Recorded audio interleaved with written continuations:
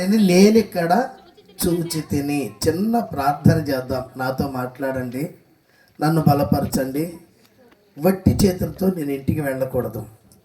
నీ కృపను మోసుకొని పోవడానికి సహాయం చేయండి అయ్యా. నువ్వు చూచే దేవుడవని అలనాడు హాగరు నీకు పేరు పెట్టింది ప్రభా. నువ్వు నన్ను చూసావు, నా కుటుంబ పరిస్థితులను చూసావు అయ్యా. నా ఇంట్లో ఉన్న ప్రతి విపత్తును చూస్తున్నావని ఆయనకు నీవు సజీవంగా అప్పగించుకుందాం. ప్రేమ కలిగిన తండ్రి, కృప కలిగిన యేసయ్య, పరిశుద్ధుడు ఒక దేవా, నీ పరిశుద్ధమైన పాదములకు కృతజ్ఞతాస్తుతులు చెల్లిస్తున్నాను.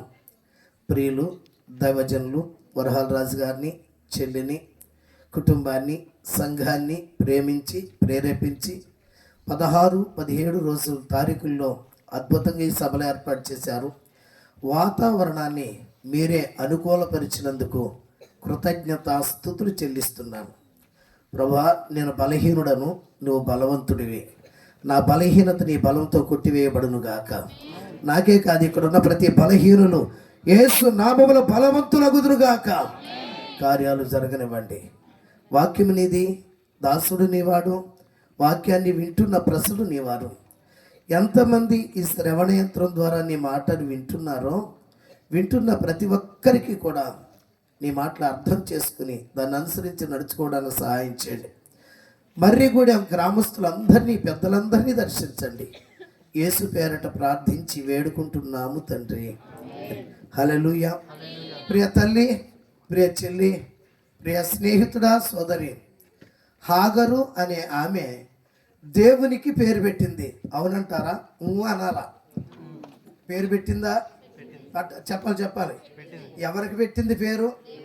ఏమండి, మనుషులకు పేర్లు పెడతారు, కానీ ఇక్కడ సృష్టికర్త అయిన దేవునికి హాగరు అనే ఆమె పేరు పెట్టింది. ఏం పేరండి? అందరూ చెప్పాలా? అంతకు ముందు చూచినట్టుగా ఇంకెవరూ చూడలేదు కదండి. తనను చూస్తేనే కానీ, తన పరిస్థితులు చూస్తేనే కానీ, ఆయనను చూసినట్టుగా కానీ, దేవుడు చూస్తాడని కానీ ఎవరు నమ్మలేదు. ఈ రాత్రి ఏమండి వినండి, హాగరు అనే ఆమె ఏమండి దేవునికి చూచుచున్న దేవుడు అని పేరు పెట్టింది. ఎందుకు పెట్టింది? ఎలా పెట్టింది? అసలు ఆమెను చూచాడని ఎలా తెలుసు? పరిస్థితులు ఎలా ఉన్నాయి? ఈ రాత్రి నా ప్రసంగ అంశం చూచుచున్న దేవుడు. చెప్పండి, మాట్లాడాలి. ఏ దేవుడు? యాక్చువల్లీ ఈరోజు యేసయ్య రెండో రాకడ గురించి మాట్లాడాలి, ఎల్సిడి ప్రాజెక్టు గురించి. వాతావరణం బాగోట్లేదు, మధ్యలో అది ఆగిపోతే మరలా మారుతాయి, చేయడానికి కుదరదు. అందుకే బాగా వర్షాలు లేని కాలంలో ఆ మెసేజ్లు పెట్టుకోవాలి. అందుకే పాస్టర్ గారు అడిగినప్పటికీ కుదరదని చెప్పి మెసేజ్ తీసుకున్నాం. ఈ రాత్రి ఎందుకో మనందరినీ చూస్తున్న దేవుడు మనతో మాట్లాడడానికి ఇష్టపడుతున్నాడు. దేవునికి స్తోత్రం. ఇక్కడ హాగరు అనే ఆమె ఉంది. ఈ హాగరు ఐగుప్తీరాలంటారా? ఐగుప్తీరాలేనా? ఊహనంటే రిటైర్డ్ అయిపోయిన జడ్జి గారిలా కూర్చున్నారు కుర్చీల మీద, ఎవరు మాట్లాడట్లా. చెప్పండి. హాగరు ఎవరు? ఐగుప్తీరాలు. ఏమండి, ఆ శారమ్మకు దాసిగా వచ్చింది. దయచేసి వినండి. అబ్రాహాము ఎవరు? ఒక అన్యుడు కదండి, ఒక అన్యుడు. ఏమండి, సృష్టికర్తను మరిచి సృష్టిని పూజిస్తున్న వ్యక్తి. గుర్తుపెట్టుకోండి, సృష్టికర్తను మరిచి సృష్టమును పూజిస్తున్న వ్యక్తి. అయితే అతన్ని దేవుడు పిలిచాడా? అనండి. తలలో ఒప్పుకంటే ముసలిలో అయ్యాక ఆటోమేటిక్గా అయ్యే ఊగిపోతాయి. ఆ రోజున ఆపుదామన్నా ఆగు. కాబట్టి ఫ్రీగా వాక్ స్వాతంత్రం ఉంది కదా, ఉందండి. అనాలా? మళ్ళీ ఊపుతావా పిల్ల? తలలో ఒప్పకండి. నాతో మీరు మాట్లాడాలి, నేను మీతో మాట్లాడాలి. ఏమండి, అబ్రాహామును పిలిచాడు. ఎవరిని పిలిచాడు? అబ్రహామును పిలవాల. అబ్రాహామును పిలిచాడు. అబ్రాహామును పిలిచి అబ్రహాముగా మార్చాడు. ఓకే, అబ్రాహామును పిలిచాడు, ఆశీర్వదిస్తానని పిలిచాడు. అవునా కదండి? ఇది షరతులతో కూడిన వాగ్దానం. ఎందుకంటే మనకు 12వ అధ్యాయం ఆదికాండం బాగా తెలుసు. యెహోవా, నీవు లేచి నీ తండ్రి ఇంటిని, నీ బంధుజనాంగాన్ని, నీ దేశమును విడిచిపెట్టి నేను చూపించే దేశానికి నువ్వు వెళ్ళాలి. అంతే కదండి? వెళ్ళాలి. వెళితే నేను నిన్ను ఆశీర్వదిస్తాను. అంటే షరతులతో కూడిన మాట్లాడాల. నువ్వు ఇది చేస్తే మాట్లాడాలి, నేను ఇది చేస్తా. ఏమండి మీకు తెలుసు కదా, నువ్వు ఇది చేస్తే నేను ఇది చేస్తా. మీకు విచిత్రం చెప్తా, ఎందుకంటే వేరే ప్రసంగంలో మళ్ళీ ముక్క చెప్పాలి మీకు. నీళ్లు వాళ్ళు పోస్తే ద్రాక్షరసంగా ఈయన మారుస్తాడు. గుర్తుపెట్టుకోండి, నీళ్లు వాళ్ళు పోయాల, ద్రాక్షరసంగా ఆయన మారుస్తాడు. రాయి వాళ్ళ తీయాల, చచ్చిన లాజర్ని ఈయన బయటికి తీసుకొస్తాడు. అవునా కదా? ఇలా ఎన్నో విషయాలు చెప్పుకోవచ్చు. ఈ రాత్రి నా తల్లి, దేవుడు ఎందుకో నిన్ను ప్రేమిస్తున్నాడు. మనకంటే చిన్నలు, పెద్దలు, అందమైన వారు, చదువులు ఉన్నవారు, పదవులు ఉన్నవారు, కోట్లకి పడగలెత్తిన వారు, ఏమండి ఈ రోజును చూడలేని వారు ఎంతోమంది. ఇది గోల్డెన్ ఆపర్చునిటీ, ఇది నీకు బంగారు అవకాశం. ఈ సభలో దేవుడు సూటిగా మాట్లాడబోతున్నాడు. దేవుడు అబ్రాహామును పిలిచాడు, పిలిచి నిన్ను ఆశీర్వదిస్తానని చెప్పాడు. అంతేకాదు, నిన్ను ఆశీర్వదించేవారు నేను ఆశీర్వదిస్తాను, నిన్ను బట్టే ప్రపంచంలో ఉన్న వంశములన్నీ దీవించబడతాయి. చప్పట్లు కొట్టి దేవునికి స్తోత్రం చెల్లిద్దాం. హల్లెలూయా. ఈ రాత్రి నిన్ను బట్టే ఈ ఏరియా అంతా, ప్రపంచమంతా దీవించబడే రోజు దగ్గరలో ఉంది. హల్లెలూయా. నేను ఏకాకినే అనుకోవాకు, దేవుడు నీ గురించి ఒక ప్రత్యేకమైన ఉద్దేశం కలిగి ఉన్నాడు. జాగ్రత్తగా వినండి. అబ్రాహామును పిలిచాడు, అన్ని విధాలుగా ఆశీర్వదించాడు. ఆశీర్వదించాడు అంటారా? అవును. మీరు 13వ అధ్యాయం 2వ వచనం చూస్తే, అబ్రాహాము వెండి బంగారమును బహు పశువులు కలిగి బహుధనవంతుడై ఉండను. మాట్లాడండి, ఏమయ్యుండేను? ఆర్థికంగా సిరి సంపదలతో 12వ అధ్యాయంలో పిలిచి 13వ అధ్యాయం ప్రారంభంలోనే దీవించినట్టుగా మనకి చెబుతుంది. 17వ అధ్యాయంలో నీ పేరు అబ్రాము కాదు అబ్రహాము అంటాడని చెప్పాడు. అవును కదండి? అవును. దయచేసి గమనించండి.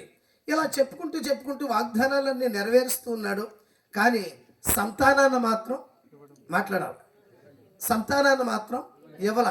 దేవుడు చెప్పాడు, నీ సంతానం ఆకాశపు నక్షత్రాల వలెను, సముద్రపు మనం చెప్పుకోవాలంటే గోదావరి ఇసుక రేణువు వెళ్ళాగాను నీ సంతానం అవుద్దని చెప్పాడు. నమ్మాడు, నమ్మి వచ్చేసాడు. సంతానం ఇవ్వాల. దేవుడు ఇతను కలిసినప్పుడల్లా దేవుడిని శోధిస్తున్నాడు. ప్రభువా, నువ్వు ఎన్నిస్తే ఏంటి, నువ్వేం చేస్తే ఏంటి, నా ఆస్తికి వారసుడు దమస్కు ఎలియాజరే కాబోతున్నాడు, నాకెందుకు ప్రభు ఇవన్నీ, కొడుకు లేడు కదా అని బాధపడుతున్నాడు, విచారిస్తున్నాడు. పర్లా బాధపడుకో, తగిన సమయంలో నేను ఇస్తానని చెప్పుకుంటూ వచ్చాడు. అయ్యేటప్పటికి ఇతనికి బహుపశువులు ఉన్నాయి, పనివాళ్ళు ఉన్నారు, పనికత్తులు ఉన్నారు. కాబట్టి అప్పుడప్పుడు అబ్రాము పని వాళ్ళ దగ్గరికి వెళ్ళి వస్తూ ఉండేవాడు. ఇక ముసలిది శారమ్మ కదా, అవునా? శారమ్మ ముసలిదే కదా, డొక్కుమోగ ఉంది. ఊరు పొమ్మంటుంది, కాడి రమ్మంటుంది. ఏమండి, ఆమె ఇంటి దగ్గర ఖాళీగా కూర్చుంది. ఆడవాళ్ళు ఎప్పుడు ఖాళీగా ఉంచకూడదు. ఖాళీగా ఉంచారా మగోడికి చాలా నష్టం. ఎందుకంటే మాస్టర్ ప్లాన్ గీసేస్తారు వీళ్ళు. అందుకే చాలా పనులు ఉంటాయి ఆడవాళ్ళు కదండి. మనం పనికి వెళ్ళామనుకో, విఆర్ఓ గారు ఆఫీస్ పనే చూస్తారు, వ్యవసాయదారుడు పొలం పనే చూస్తాడు. ఆడవాళ్ళు ఎంత పని చేస్తారు, ఒక కంపెనీలు అంటాడు అనమాట. వీళ్ళు కొడుకు దొరుకుతారు, బట్టలు దిగుతారు, పిల్లలకు స్నానం చేస్తారు, కూలికి పంపేస్తారు, భర్తను పంపేస్తారు, ఇన్ని పంపేస్తారు. అయినా సిగ్గుడు దానికి ఏదో ఒకటి ఆలోచిస్తూనే ఉంటారు. అదేంటో కానీ ఆ శారమ్మ కూడా ఏం చేస్తుందో తెలుసా, ఆలోచిస్తుంది. ఏంటో దేవుడు సంతానం ఇస్తానన్నాడు, అన్నీ ఇచ్చాడు. పనోళ్ళు ఇచ్చారు, పనిగత్తులు ఇచ్చారు, పాలేళ్ళు ఇచ్చారు, అన్నీ ఇచ్చారు, వ్యవసాయం ఇచ్చారు, వ్యాపారం ఇచ్చారు, అంత బాగానే ఉంది. ఆ పిల్లలోనే ఇవ్వలేదు దేవుడు, మర్చిపోయాడేమో. ఇంకా ఆయన ఇచ్చినా నేను కనే ఓపిక లేదు అని చెప్పి ఓ ప్లాన్ గీసింది.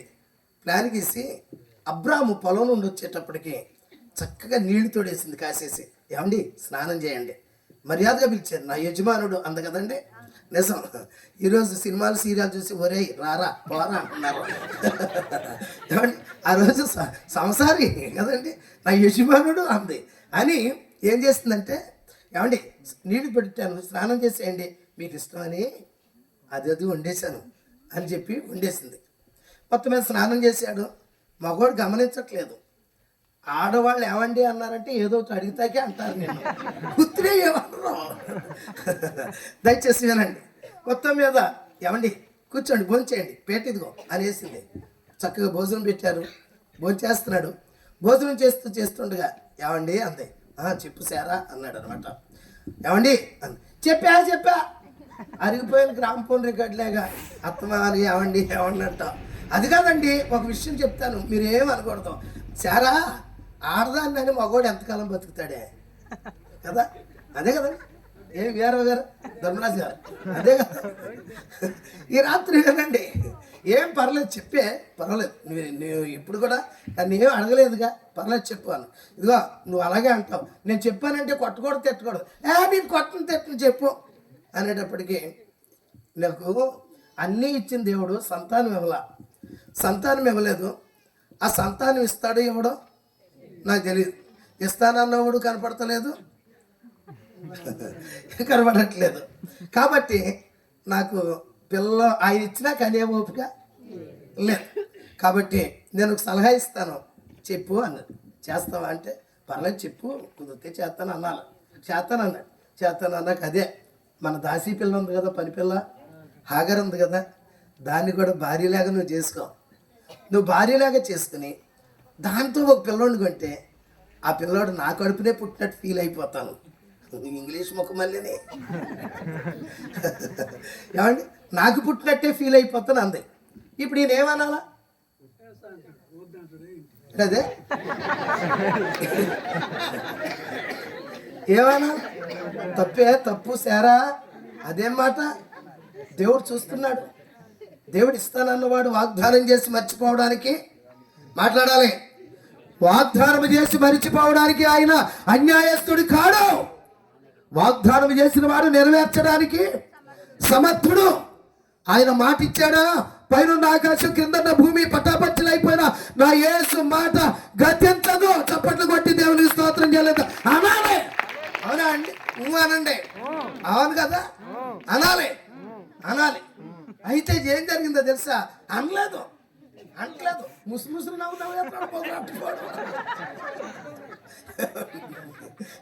ముసు నవ్వులు నవ్వేస్తా ఉండేటప్పటికి ఒకవేళ అని ఉంటాడులే పై మాటకే, ఎప్పటి నుంచో వీడికి మనసు ఉండి అనుకుంటుందేమోనని అది కాపాడుకోకుండా మెయింటైన్ చేస్తున్నాడు. తప్పే తప్పులేదు, ఇప్పు లేదు. నేనేగా చేసేది, నాకు హాగర్ని నేను నీకు ఇస్తున్నాను. కేసు పెట్టేది ఎవడ ఉండడు ఇంకా అట్లాంటే భార్య ఇస్తే ఇంకా కేసు ఎవడు పెడతాడు? పెట్టాడు. కాబట్టి సరే అని చేసి ఇచ్చిన తర్వాత సంసారం చేశారు. దేవుడు శారమ్మ కంటే ముందు హాగర్ను గర్భం తెరిచాడు. చక్కని పిల్లోడు ఏమండి అతడు గర్భంలో ఉన్నాడు. గర్భంలో ఉండేటప్పటికి ఇప్పుడు ఈమె గర్భం ఎప్పుడైతే తెరవబడిందో కళ్ళు నెత్తి మీదకి వచ్చినాయి. నిజం. ఎందుకంటే ఇక అప్పుడు దాకా హాగరు అనేటప్పటికి అమ్మగారు అంట వచ్చేసేది కదండి. నేను వాళ్ళకి కనపడలేదు. ఓకే, దయచేసి గమనించండి. హాగరు నీళ్లు పెట్టావా? పెట్టాను అమ్మగారు. అయ్యో అంటే అండి. హాగరు వంట చేసావా? అయ్యో అయిపోయింది అమ్మగారు, పెందలాడే తినాలి, ముసల్దాను అని వండేశాను అన్నీ చెప్పేది. ఇప్పుడు ఏమంటుందో తెలుసా? కన్సీవ్ అయిన తర్వాత హాగరు అంటే కంగారు పడకు, వట్టి మనిషినేం కాదు అనరా అంటారు ఎవడైనా. ఎందుకంటే డాక్టర్లకి ఆడవాళ్ళు డబ్బులు ఇచ్చారే అంటే కానీ ఎక్కువ బెడ్ రెస్ట్ అంట. మా అమ్మ 6 పిల్లలకి అంతే పనికెళ్ళి వచ్చి కనేసింది పిల్లల్ని. ఇవాళ కూర్చోబెట్టినా కంటాలేదు.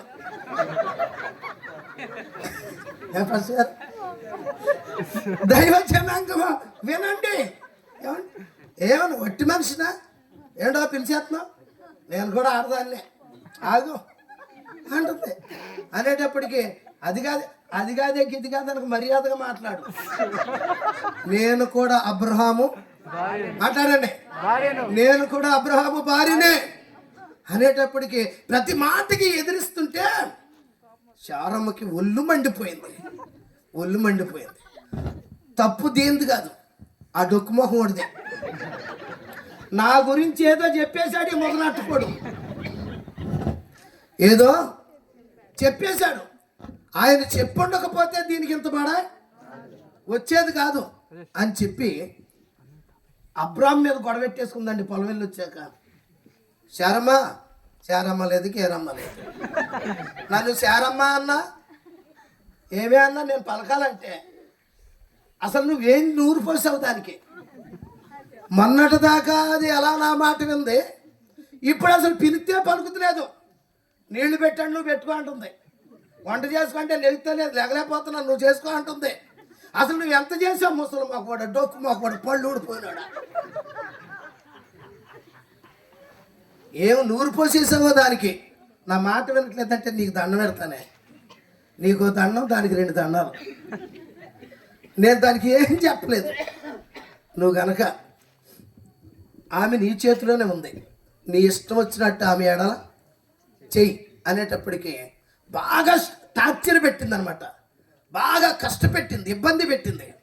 ఈమె ఏం చేసిందో తెలుసా, టార్చర్ తట్టుకోలేక ఒక రోజున బయలుదేరి అబ్రాముకి తెలియకుండా, శారమ్మకి తెలియకుండా, ఇంట్లో వాళ్ళకి ఎవరికీ తెలియకుండా షూరు అరణ్యంలోకి పారిపోయింది. నీటి బుగ్గల దగ్గర పారిపోయింది. పారిపోయేటప్పటికి ఎవరికి కనపడలా, దేవుడికి కనపడద్దా? దేవుడు చూస్తాడా? అనాలి అందరం. అంటే కాదు. అలా దయచేసి గమనించండి, దేవుడు చూస్తున్నాడా? ఖచ్చితంగా చూస్తున్నాడు. 94వ కీర్తన 9వ వచనాన్ని చూడండి ఒకసారి. కీర్తనల గ్రంథం 94వ అధ్యాయం 9వ వచనం ఉందా లేదా? చెవులను కలిగి చేసిన వాడు వినకుండునా, కంటిని నిర్మించిన వాడు కానకుండునా. దేవునికి స్తోత్రం. మనం అనే మాటలు వింటున్నాడు, మనం చేసే పనులు మాట్లాడాలా, చూస్తున్నాడు అనే విషయం మనం గుర్తుపెట్టుకోవాలి. ఎవరు చూస్తున్నాడు అంటే ప్రపంచాన్ని అంతటినీ చూస్తున్నాడు. సామెతల గ్రంథం 15వ అధ్యాయం 3వ వచనం.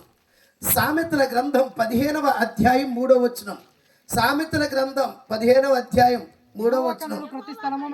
యెహోవా కన్నులు ప్రతి స్థలం మీద ఉన్నాయి, చెడ్డవారిని మంచివారిని. అమ్మా వింటున్నారా? ప్రార్థన చేసే వాళ్ళని చూస్తున్నాడు, ప్రార్థన చేయని వాళ్ళని చూస్తున్నాడు.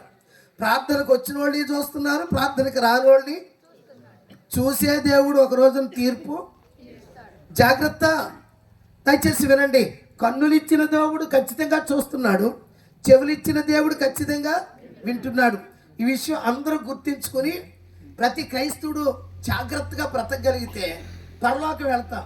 ఎవరిష్టానుసారంగా వాళ్ళు బ్రతికితే నరకానికి వెళ్తాం, అక్కడ అగ్ని ఆరదు, జాగ్రత్త.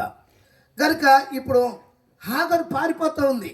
పారిపోతూ ఉండేటప్పటికి ఆ నీటి బుగ్గల దగ్గరికి వెళ్ళిన తర్వాత దేవాది దేవుడు తన దూతను పంపించాడు, అంటే యేసుక్రీస్తు ప్రభువుని పంపించాడు. ఆయన మాట్లాడుతున్నాడు, హాగరు నీవెక్కడి నుండి వచ్చావు, ఎక్కడికి మాట్లాడాలి. నువ్వు ఎక్కడి నుండి వచ్చావు, ఎక్కడికి వెళ్తున్నావు? పలానా నేను శారమ్మ దాసిని, అక్కడి నుండి వచ్చాను. ఎక్కడికి వెళ్తున్నానో అగమ్య గోచరం, నాకు ఇంకా తెలియదు, ఏం చేయాలో కూడా అర్థం అవ్వట్లా అనేటప్పటికీ నువ్వు ఏమాత్రం భయపడకు, బాధపడకు. నేను నిన్ను ఆశీర్వదించబోతున్నాను. నీ కడుపున ఒక కొడుకు పుట్టబోతున్నాడు. వాడి పేరు ఇష్మాయేలు అనే పేరు పెడతాం. వాడు గొప్పవాడవుతాడు. అబ్రహాము కొడుకు కదా, గొప్పవాడవుతాడు. నేను అతన్ని ఆశీర్వదిస్తాను.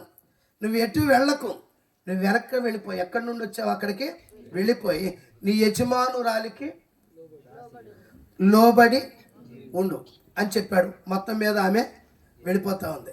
ఇప్పుడు అక్కడ చెప్తుందన్నమాట ఈ పేరు. ఆ పరిస్థితులను బట్టి తన కష్టాల్లో పారిపోతున్న పరిస్థితులను చూసి హాగరు చెబుతుంది ఏమన్నా తెలుసా? చూచుచున్న దేవుడవయ్యా, నన్ను చూచినావు, చూచుచున్న దేవుడవయ్యా, నన్ను చూచినావు, నీ పేరు ఏమిటో ఎరుగనయ్యా, నా పేరుతో నన్ను పిలిచావయ్యా. హల్లెలూయా. ఏ దేవుడట? చెప్పాలా? మీకు మాట చెప్పరా? ప్రపంచంలో ఎంతమంది దేవుళ్ళు ఉన్నా ఏ దేవుడికి లేని పేరు నా యేసుకు ఒక్కడికే ఉంది. చప్పట్లు కొట్టి దేవుని స్తోత్రం చెల్లిద్దాం. హల్లెలూయా. ఆయన ఒక్కడే చూచే దేవుడు. ఋగ్వేదం, యజుర్వేదం, సామవేదం, అథర్వణ వేదం, ఉపనిషత్తులు, తాండి బ్రాహ్మణం, గీత, రామాయణం, భారతం, భాగవతం, ఖురాన్, తికానిక ఎన్నో గ్రంథాలు ఉండొచ్చు. ఎన్ని గ్రంథాల్లో ఎంతమంది దేవుళ్ళు ఉన్నా చూచుచున్న దేవుడు అనే పేరు పరిశుద్ధ గ్రంథమైన యేసుకే పెట్టబడింది. గట్టిగా చప్పట్లు కొట్టండి దేవుని స్తోత్రం. ఆయన చూచుచున్న దేవుడు. చెప్పండి, చూచుచున్న దేవుడు. హాగరును చూచాడు. ఒకవేళ ఈ రాత్రి అటువంటి పరిస్థితుల్లో నువ్వు ఉంటే, భర్త త్రాగుబోతాయి, పిల్లలు తిరిగిపోతులై, వ్యవసాయం ఫలించక, వ్యాపారం రాణించక, ఏమంటే ఆస్తులు అమ్మేసిన అప్పులు తీరిన పరిస్థితుల్లో ఉంటే, ఈరోజు చచ్చిపోతే బెటరు అనుకుంటున్న నిన్ను కూడా నా యేసు ఈ రాత్రి చూస్తున్నాడు. చుప్పటి దేవుని స్తోత్రం. హల్లెలూయా. నీకున్న కష్టాల్లో, నీకున్న ఇబ్బందుల్లో, నిరాశ నిస్పృహల్లో, ఏమంటే కష్టాల కొలిమిలో నువ్వు ఉంటే, యేసు ఈ రాత్రి ఆ రోజున హాగరును వెళ్ళిపోవడం చూచిన దేవుడు ఈ రాత్రి నిన్ను నన్ను కూడా చూస్తున్నాడు.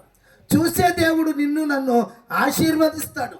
విడిచిపెట్టే దేవుడు కాడు. ఆయన ఆశీర్వదించడానికి సమర్థుడు, ఆశీర్వాద కారకుడు. ఈ రాత్రి వాక్యాన్ని వింటున్న తమ్ముడు, యేసుకు పెట్టిన పేరు చూచుచున్న దేవుడు. ఓకే, ఎలా పెట్టింది ఆమె పారిపోవడం దేవుడు చూచాడు.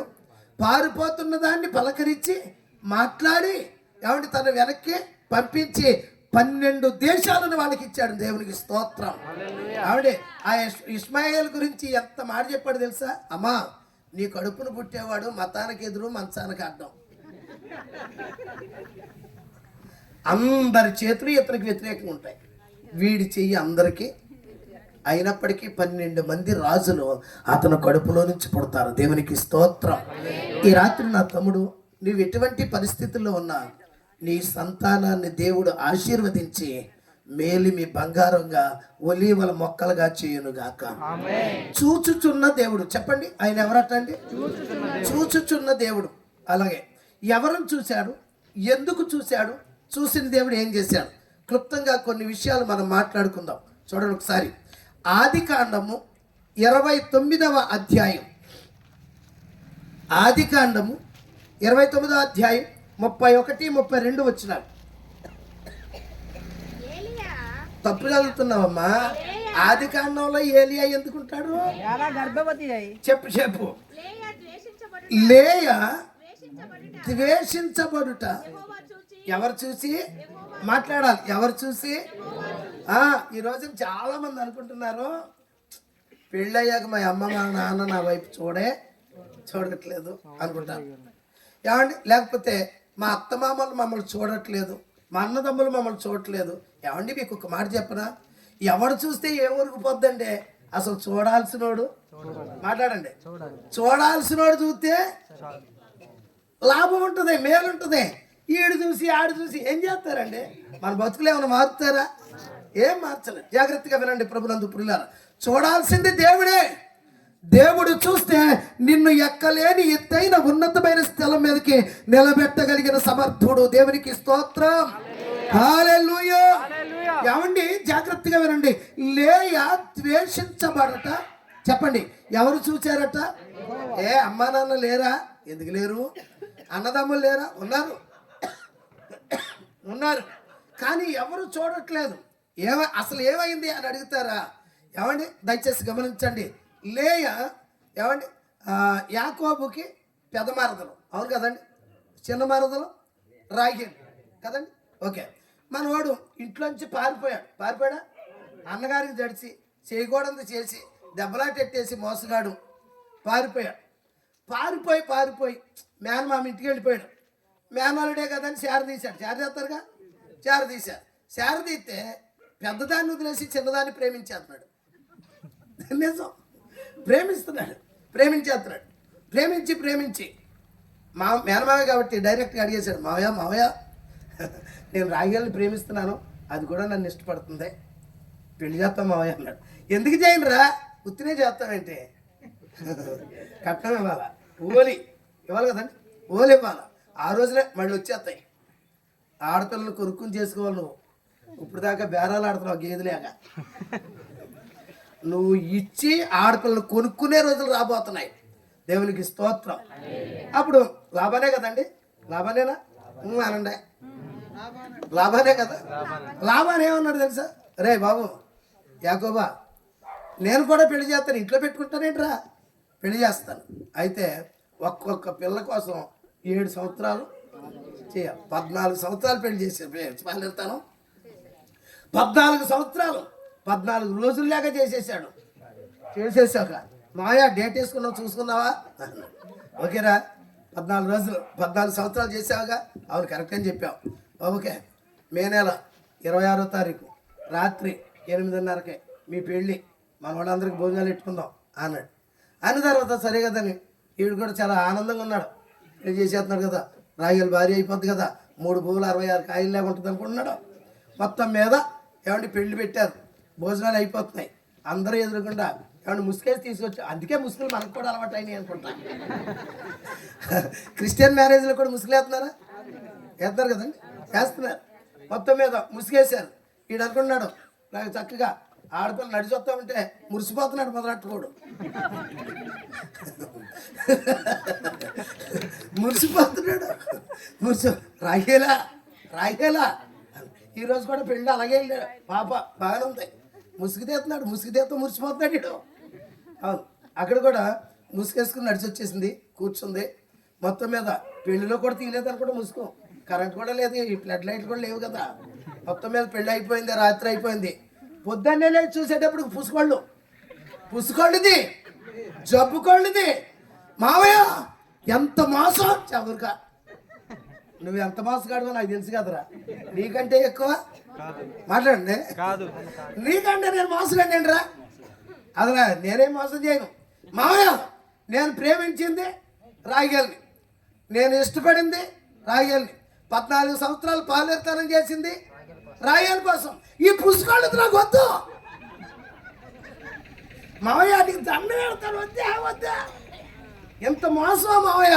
రే ఇంట్లో పెద్ద కూతురు ఉండగా చిన్న కూతురు పెళ్ళట్టు చేస్తాం పరిగమాలోడ, నువ్వు ఎంతైనా నా మేనల్లుడు కదా, నువ్వు నా మేనల్లుడు కాబట్టి ఇంకొక 7 సంవత్సరాలు చెయ్యి, ఆ పిల్లలు కూడా నీకు ఎత్తే ఏమవుద్ది, నువ్వు నా దగ్గర ఉంటావు, వాళ్ళిద్దరు నీ దగ్గర ఉంటావు. ఇప్పుడు ఆ 7 సంవత్సరాలు 7 గంటలలాగా చేసేసాడండి.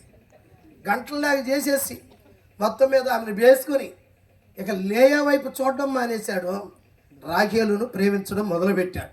జాగ్రత్తగా వినండి, రాత్రి ఎప్పుడైతే రాఖేలు ఇంట్లోనే ఉండిపోతున్నాడు, రాఖేలుతోనే మాట్లాడుతున్నాడు. ఎప్పుడు అటు ఇటు వెళ్ళేటప్పుడు బావా ఒళ్ళు మండిపోతుంది మొఖం పుసుకళ్ళు దారా. అవును, పెళ్లి చేసుకున్నప్పుడు బాగానే ఉంటారు కొంతమందికి, పెళ్ళి అయిన తర్వాతే మొఖమేంటి ఎంతలా ఉందన్నాడు, ఆయాలు కూడా అంతే ఉంది. ఏమంటే దయచేసి గమనించండి, రంగు నచ్చలేదు అంటున్నారు, అది నచ్చలేదు అంటున్నారు. ఏదైనా పెళ్లి అవఖ్యతమే చూసుకోవాలా, మధ్యలో చూసుకుని వద్దంటే పోలీసులు ఎనకొట్టేస్తారు, జాగ్రత్త. అబ్బాయి పెళ్ళి అవని కుర్రోళ్ళు జాగ్రత్తగా ఆలోచించండి. బావా అంటే బావా అనక కంపెనీ వచ్చేస్తుంది నాకు, నీ మొహం చూస్తేనే పూసుకోళ్ళు దారా. కట్టుకున్న భర్త ద్వేషిస్తున్నాడు, సరే కదని చెప్పి నాన్న బావ నాతో మాట్లాడట్లేదు నాన్న, ఒకసారి మాట్లాడు నాన్న, ఏం చేస్తావు నీ కర్మది, అదే కదండి, ఏం చేస్తావు నీ కర్మది, నీ కర్మ అన్నాడు. ఫోన్లే అమ్మ దగ్గరికి వెళ్ళి అమ్మా బావతోటి నువ్వన్నా నాతో మాట్లాడమను అని చెప్తుంటే నేను చెప్పలేనే, ఆడు అసలు చేదత్త కూడా నేను చెప్పలేను అనేటప్పటికి ఏం చెప్పినా చేయట్లేదు. అందుకని చెప్పి యేసయ్య పాదాల దగ్గరికి వెళ్ళి ప్రార్థన చేస్తుంది. చప్పట్లు కొట్టి దేవుని స్తోత్రం చేయడం. దేవుని సన్నిధిలో ఆమె ప్రార్థన చేస్తుంది. యేసయ్య ఈ కళ్ళు ఇచ్చినోడివే, మాట్లాడండి, ఈ కళ్ళు ఇచ్చినోడివే నువ్వే. ఏమంటే ఒక మాట, నాకు పెళ్ళయింది 30 సంవత్సరాలు అవుతుంది, 30 సంవత్సరాలు అయింది, 3 పిల్లలు పుట్టారు. ఇటీవల కాలంలో మా అత్తోరింటికి అన్నదేవరపేట వెళ్ళా. అన్నదేవరపేట వెళితే తాళపూడి దగ్గర మా మరదలు నా భార్య మాట్లాడుకున్నారు. అక్క అంది, ఏంటి బుజ్జి అంత మా ఆవిడే. అన్నాకేమంటుందంటే బావగారు ఇంత నల్లగొన్నాడు ఎలా నచ్చాడే అంటుందా. ముగ్గురు పిల్లలు పుట్టారు వరహాలు గారు.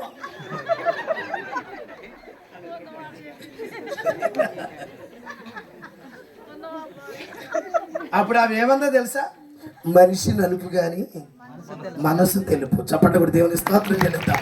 హల్లెలూయా. ఈ రాత్రి వినండి, ఈ వాక్యాన్ని నమ్మండి. పై వేషం కాదుగా మనకు కావాల్సింది, హృదయాన్ని కదా ప్రభు ప్రేమించేది.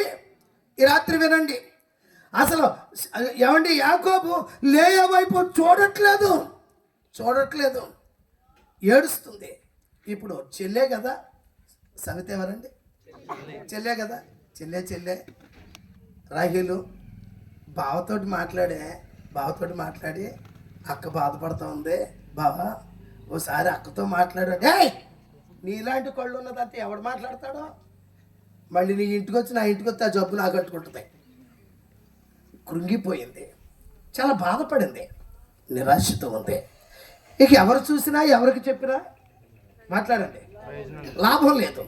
దేవునికి ప్రార్థన చేసింది. ప్రార్థన చేస్తే ఇప్పుడు ఏం చేశాడు తెలుసా, లేయా ద్వేషించబడడం, యాకోబు ద్వేషించడం, లేయా ద్వేషించబడడం చూడాల్సిన యేసయ్య చూచాడు. దేవునికి స్తోత్రం. చూసి ఏం చేశాడో తెలుసా, కిందకి చదవండి. 31 నుంచి చదువు. లేయా ద్వేషించబడుట యెహోవా చూచి ఆమె గర్భం తెరిచాడు. రాహేలు గొడ్రాలై, అమ్మ వింటున్నారా ఏమండి, యాకోబు ప్రేమించింది ఎవరినే అనాలో చెప్పాలా, రాహేలును. కానీ దేవుడు ప్రేమించింది ఎవరిని, లేయాను. జాగ్రత్తగా వినండి, ఈ రాత్రి వినండి, దేవుడు నిన్ను ప్రేమిస్తున్నాడు. ఈ రాత్రి గొప్ప అద్భుతాన్ని నీ జీవితంలో చేయబోతున్నాడు. దేవునికి స్తోత్రం. జాగ్రత్తగా వినండి, రాహేలును యాకోబు ప్రేమిస్తున్నాడు, యాకోబు లేయాను ద్వేషిస్తున్నాడు. లేయా ద్వేషించబడడం యెహోవా చూచాడు. చూచి ద్వేషించే యాకోబు మనసు మార్చేస్తే ఇక యాకోబు లేయా ఇల్లు అట్టుకుని వదులుతలేదు. లేయా టిఫిన్ పెట్టే అన్నాడు, లేయా కాఫీ పెట్టే అంటున్నాడు, లేయా భోజనం పెట్టి పొలం వెళ్ళి వస్తాను అంటున్నాడు. ఆ అమ్మాయికి ఏం అర్థం అవుతలేదు, ఏంటి మొదలట్టు పడికేదాన్ని పెట్టేసిందంటావేంటి, ఏదో పెట్టేసి ఉంటుంది. అసలు ఇష్టపడుతున్నాడంటే ఏదో అయిపోయింది. ఏం పెట్టక్కర్లా, యేసు మనసు మారితే చాలా అంతే. ఆయన చూశాడు. ఇప్పుడు ఆమె ఏం చెప్తుందో తెలుసా, దేవుడు చూసి ఎవడి యాకోబును మార్చేసి 4 కొడుకులను ఇచ్చారు. ఆమె 4 కొడుకులు కంటే ఈమె ఒంటి మొఖం వేసుకునే ఉంది. పిల్ల లేరు, పిడక లేరు, వట్టిగా మిగిలిపోయింది. ఈ రాత్రి వినండి, సంతు లేని దాన్ని ఇల్లాలుగా నా దేవుడు చేసే దేవుడు. హల్లెలూయా. ఇప్పుడు ఆమె ఏమంటుందో తెలుసా, ప్రజలందరి ఎదుట నా దేవుడు నన్ను దూషించే భర్తని, నన్ను ద్వేషించే భర్తని ప్రేమించేటట్టు మార్చేసి ఆయన చూచి నా స్థితిని మార్చాడు. ఇప్పుడు నన్ను ఏమంటారో తెలుసా, ఏమంటే చూద్దాం. 30వ అధ్యాయం 23 వచ్చిన అంటారా, చూడండి ఒకసారి. లేదు నాన్న పైన 19 వచ్చిన అనుకుంటా. అది కాదు, ఆమె ఏమందో తెలుసా, నన్ను భాగ్యవంతురాలు అంటారటండి. అక్కడ ఏమంటారట, నన్ను పై వరుసలు ఇంకా పైకి వచ్చేయాలా, అబ్బాయి పైకి వచ్చి 13 వచ్చినమాట. లేయా అంటుంది, నేను భాగ్యవంతురాలను. స్త్రీలు నన్ను ఏమందురటండి, భాగ్యవతి అందురు. దేవునికి స్తోత్రం. ఒకప్పుడు ద్వేషించబడింది, దూషించబడింది, అందరిలో కూడా హీనమైపోయింది. ఆమెను పట్టించుకునే వాళ్ళు లేరు, ఆమెను పలకరించే వాళ్ళు లేరు. ఆమె జబ్బు ఏమండి ఆమె జీవితాన్ని అలాగా చిన్న చూపు చూసేటట్టు చేసింది. ఇప్పుడు లేయా ద్వేషించబడడం యేసయ్య చూచి లేయా జబ్బుని తీసేశాడు. ఇప్పుడు రాహేలు కంటే అందగత్తిగా మారిపోయింది. దేవునికి స్తోత్రం. ఈ రాత్రి నీ భర్త ద్వేషిస్తున్నాడా, మీ అత్తగారు ద్వేషిస్తుందా, కట్నం తేలేదని, ఏమండి పిల్లలు పుట్టలేదని, ఏమండి నువ్వు నల్లగొన్నావని, పళ్ళు ఎత్తుగా ఉన్నాయని ద్వేషిస్తున్నారా? అయితే యేసయ్య నిన్ను ప్రేమించేటట్టుగా మార్చివేయబోతున్నాడు. ప్రజలందరూ నిన్ను చూసి భాగ్యవంతురాలు అంటారు. దేవునికి స్తోత్రం. ఏమండి, ఎందుకంటే మన దేవుడు ఏదైనా చేయగలిగిన సమర్థుడు. మీకు ఒక మాట నేను చెప్తాను వినండి. లేయా ద్వేషించబడడం చూసి దేవుడు అతని మనసు, యాకోబు మనసు మార్చి ప్రేమించేటట్టు చేసేసాడు. 4 మగపిల్లల్ని కందండి. ఎంత అద్భుతం! ఈరోజు ఒకవేళ నీకు సంతానం లేదని, ఇంకా పిల్లలు పుట్టరని హేళన చేస్తున్నారా? You don't worry. నువ్వేం బాధపడాల్సిన అవసరం, దిగులు పడాల్సిన అవసరం లేదు. శూన్యంలో సృష్టిని కలుగజేసిన దేవుడు, నిరాకారమైన జీవితానికి ఆకారం ఇచ్చిన దేవుడు మన బ్రతుకులను బాగు చేసి ఉన్నతమైన స్థితిలోనికి నడిపించగలడు. మీకు ఒక చిన్న సందర్భం చెప్తాను, వినండి. నాకు తెలిసిన ఒక ఫ్యామిలీ ఉంది. వాళ్ళు అన్యులు. తండ్రి చచ్చిపోయాడు. తల్లి ఒక్కడే కొడుకు గనక బాగా చదివిస్తుంది.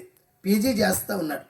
పీజీ చేస్తూ ఉంటే పీజీ చేస్తూ డిగ్రీ సెకండ్ ఇయర్ అమ్మాయిని ప్రేమించి పెళ్లి చేసేసుకున్నాడు.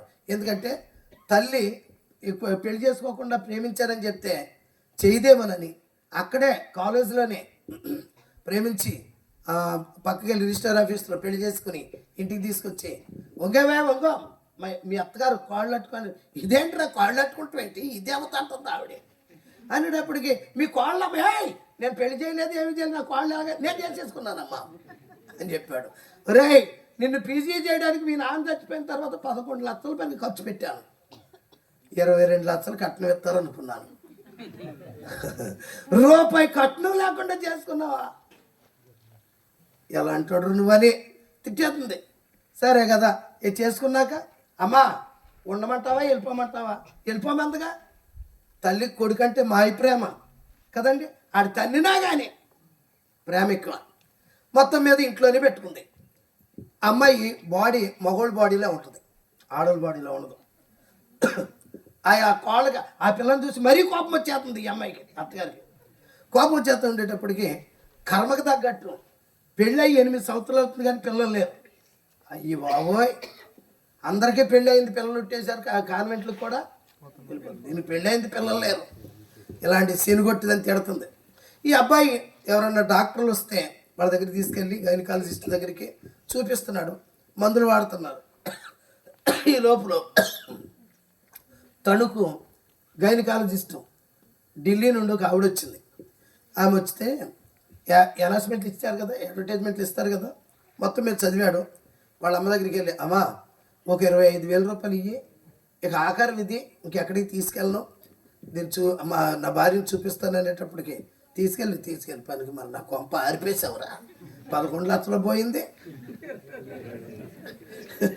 నా డబ్బంతా పోయింది, నిద్ర కూడా తీసుకెళ్ళు అని ఇచ్చింది. మొత్తం మీద ఆటో మీద వెళ్ళిపోయారు.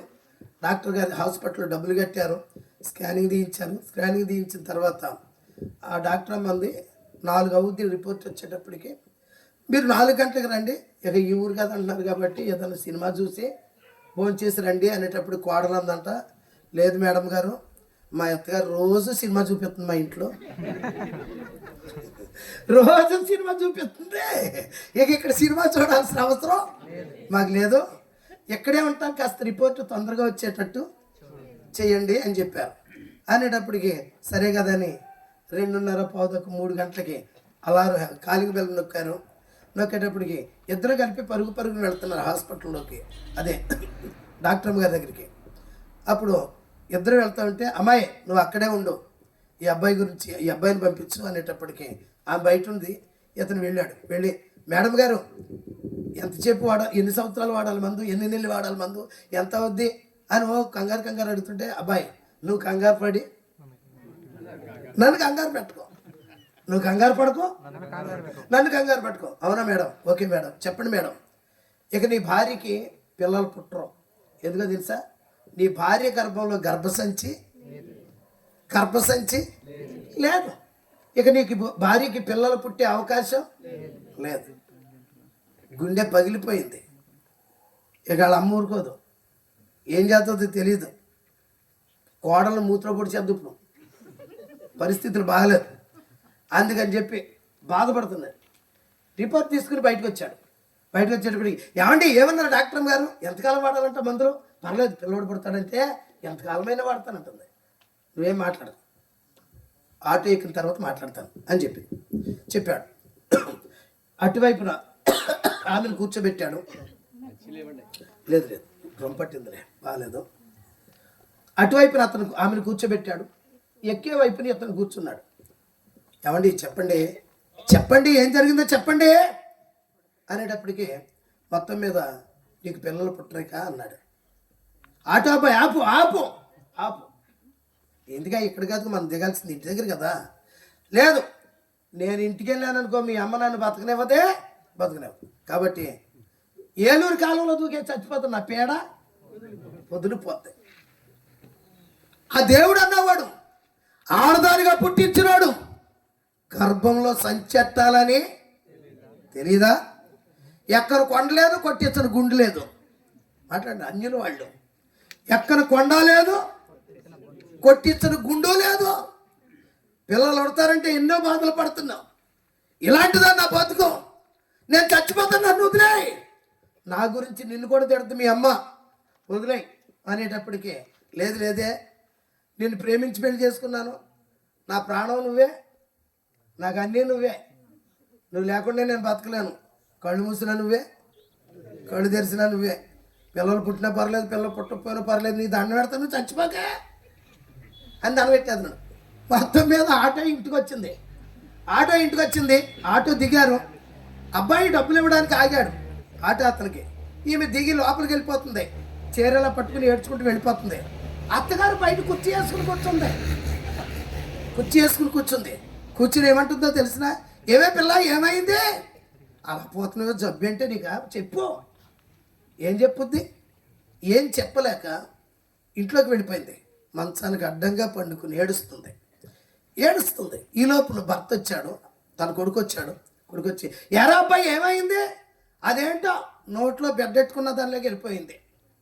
అసలు ఏం జరిగిందంటే, అమ్మ ఇంకా దానికి పిల్లలు పుట్టరంట, కడుపులో గర్భసంచి లేదంట. మరి ఆ గర్భసంచి లేని దాన్ని ఎంత దూరం ఎత్తి తీసుకొచ్చావురా? ఏ కాలం కడుకో నూతి కడుకో తీసుకెళ్ళి కప్ప చూడు ఎలాగుందో అని చూపించి గెంటెప్పోయో పేడ వదిలిపోను, కట్నం ఇచ్చేది దొరుకును, పిల్లలు కనేది అంటుంటే లోపలికి వినపడతాయి కదా వాళ్ళకి. ఏమ్మా వినపడవా? ఏడు చేస్తుంది. అప్పుడు అనుకుంది, నిజమే, నేను బతుకుంటే ఇతను ఎవరిని చేసుకోడు, ఊరేసుకుని చచ్చిపోదాం అని ఆలోచించింది. అలా కాదే అమ్మ, వద్దులే పాని, నేను నీ కొడుకునే, మరి పిల్లలు దేవుడు ఇవ్వాలిగా, దేవుడిస్తే దెయ్యమైనా కంటదే, మరి ఆ దేవుడే సంచట్లేదు, మీరు మనమేం చేస్తాం అని చెప్పి ఏదో మాట్లాడుతున్నారు. సర్ది చెప్తున్నాడు భార్య గురించి. సర్ది చెప్తూ ఉంటే ఏమో నేను బతుకుంటే ఇలాగే జరుగుద్దని చెప్పి ఆ పెళ్లి రోజున కొనుక్కున్న చీర తీసుకుని బీరువాలో నుంచి మంచం మీద కుర్చీ వేసుకుని, కుర్చీ మీదకి ఆమె ఎక్కేసి ఫ్యాన్కు ఒక ముడేసుకుంది, తన పేక్కు ఒక ముడేసుకుంది. ఈ లోపల స్టూల్ తన్నేద్దాం అనుకుంటుంది. వాళ్ళ ఇంట్లోనే అద్దెకి మనోళ్ళు ఉంటున్నారు, అంటే ప్రార్థనకి వెళ్ళే బిడ్డలు ఉంటున్నారు. మన సిస్టర్ ఉంటుందన్నమాట. హాస్పిటల్కి వెళ్ళి వచ్చారు, ఏం చేస్తుందో సిస్టర్, అసలు ఏం జరిగిందో కనుక్కుందామని ఆ అద్దెంట్లో ఉంటుంది కాబట్టి వెళ్ళి పలకరిస్తుంది. ఈ లోపల స్టూల్ తన్నేస్తాకి ప్రిపేర్ అయిపోతుంది. ప్రిపేర్ అయ్యేటప్పటికి సిస్టర్ ఆగు, నువ్వు ఉరేసుకోకు, నన్ను ఆపొద్దు అంటుంది ఆవిడ. ఆగి నీ దండ పెడతాను అంటుంది ఆవిడ. మొత్తం మీద ఇలా జరిగింది. మా దేవుళ్ళు ఎంతమంది దేవుళ్ళు ఉన్నారు. గర్భసంచి లేదంట నా కడుపులో గర్భసంచే లేదంట. గర్భసంచి లేకుండా పిల్లల్ని ఎలా ఇస్తాడు, పుడతారు? అసలు ఆ దేవుడు మర్చిపోయాడా గర్భసంచి పెడతావు అని బాధపడతా ఉంటే, ఇదిగో నువ్వేం బాధపడతావు, ఓ మాట చెప్తా నేను. నిన్న మొన్న మీటింగ్లు అయిపోయినాయి, 3 రోజులు మీటింగ్లు మన ఊళ్ళోనే జరుగుతున్నాయి. నిన్న మొన్న మీటింగ్ అయిపోయింది, ఈరోజు ఒక్క రాత్రే మీటింగ్ ఉంది. నువ్వు కనుక నాతో మీటింగ్కి వస్తే, ప్రార్థనకు వస్తే, వాక్యం చెప్తూ అయిపోయినాక పాస్టర్ గారితో ప్రార్థన చేయిస్తాను. పాస్టర్ గారు ప్రార్థన చేస్తే మా ప్రభు పిల్లల్ని ఇస్తాడు. చప్పట కొట్టవచ్చు ఒక్కసారి. హల్లెలూయా. జాగ్రత్తగా వినండి. ఎంతోమంది బతుకును చూసి మార్చిన దేవుడు కాదంటారా? ఇక్కడ ఉన్న వాళ్ళందరి జీవితాల్లో మనం చూసే పిలిచాడు, ఈరోజు నీ స్థితిలో ఉంచాడు. లేకపోతే ఎప్పుడో చచ్చిపోదాం మనం. అవును సిస్టర్, భయపడుకో, మా దేవుడు ఏమంటే పిల్లల్ని ఇస్తాడు. మరి సంచిని ఇస్తాడు, మాట్లాడండి, సంచిని ఇస్తాడు, సంచిలో పిల్లల్ని ఇస్తాడు. రా ప్రార్థనకే అనేటప్పటికి సరే మా ఆయన గారిని అడిగి చెబుతానంది. సరే సిస్టర్ చెప్పు అనేటప్పటికీ మొత్తం మీద ఆయన వచ్చాడు. ఏమండి అనేటి అంటుంది. ఈ లోపల ఈవిడంది, బ్రదరు సిస్టర్ గారు చచ్చిపోతా ట్రై చేశారు అనేటప్పటికి ఆవిడకి నీడేడు చేతనట్టు మొదలట్టుకోడు. అందుకే వాళ్ళ అమ్మ అంటుంది, రే నిన్నటిదాకా అమ్మ అని తిరిగాము, ఇప్పుడేమో అది బెల్లం అయిపోయింది, నేను అల్లం అయిపోయాను పెడుతుంది. మొత్తం మీద అలా జరుగుతుండేటప్పటికి విషయం ఏంటంటే ఆమె చెప్తుంది, ఏమండి వీళ్ళ దేవుడు అంట ప్రార్థనకి వెళితే పాస్టర్ గారు ప్రార్థన చేస్తే పిల్లల్ని ఇస్తారంట. మరి సంచినేది కదంటే మళ్ళీ ఎక్కడికి వచ్చినా సంచే వస్తుంది. వాళ్ళ దేవుడు సంచిని ఇస్తాడంట, సంచిలో పిల్లల్ని కూడా ఇస్తాడట. వెళ్ళమంటారా అంటే ఎందుకంటే మంచిది మా అమ్మకే ఓ మాటే అన్నది. అనేటప్పటికి బయటికి వెళ్ళి ఎలా చేటాడిపోతుంది.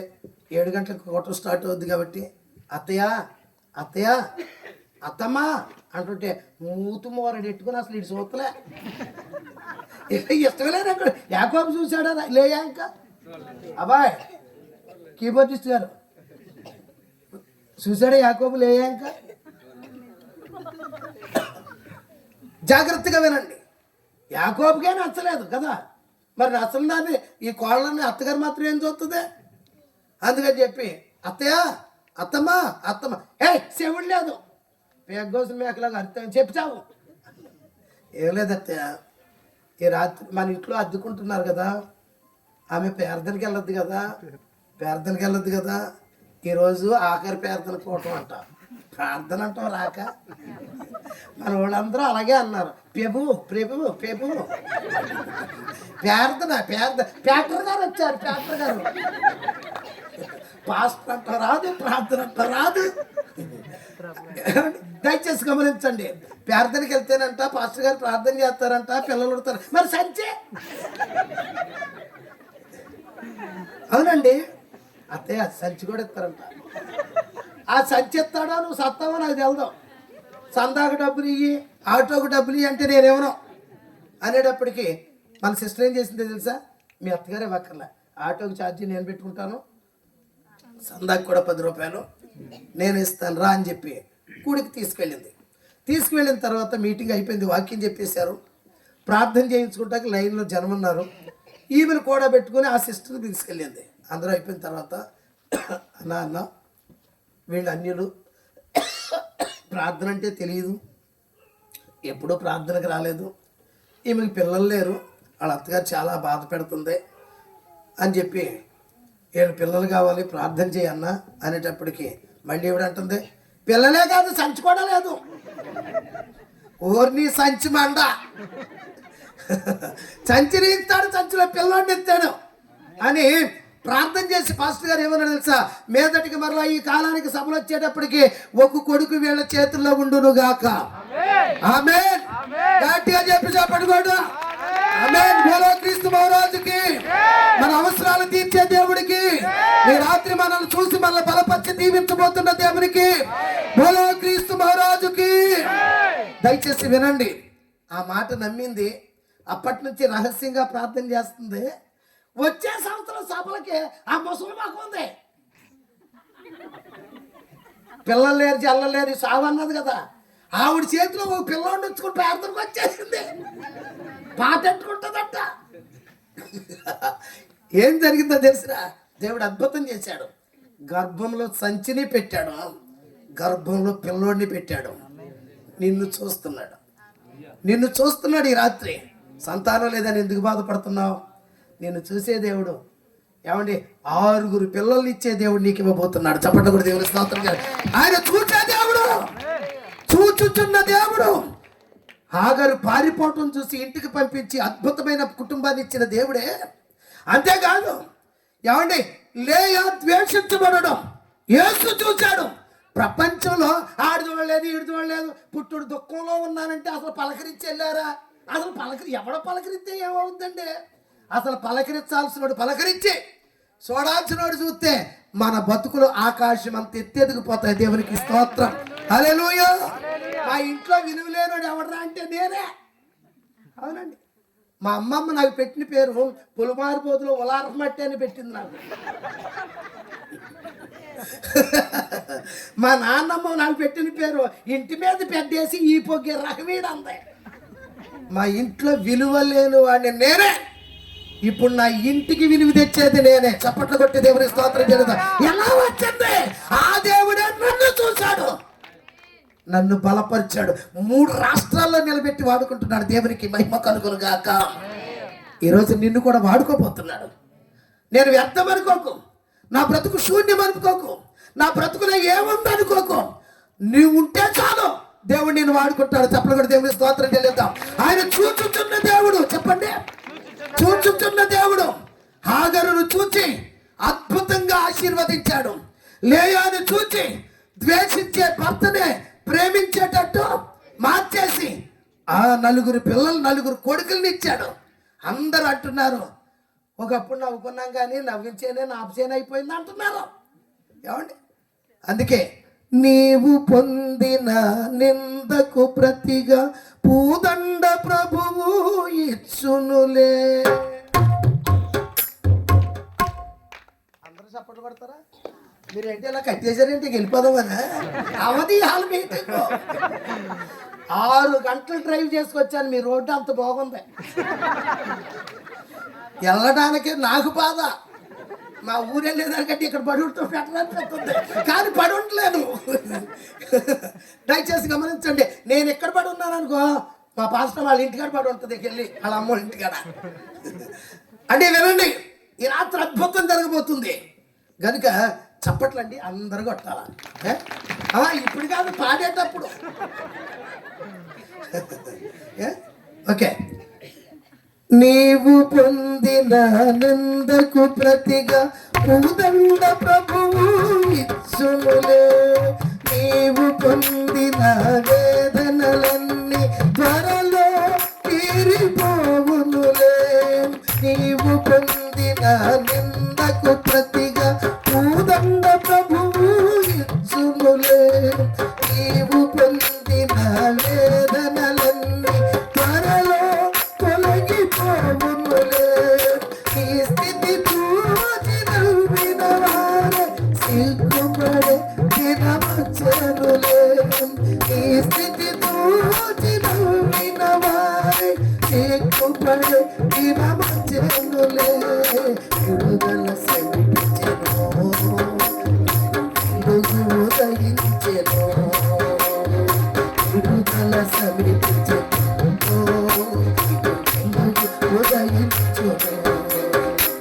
కృష్ణరాజుకి కృంగిపోకు, దిగులు పడకు, జడవకు.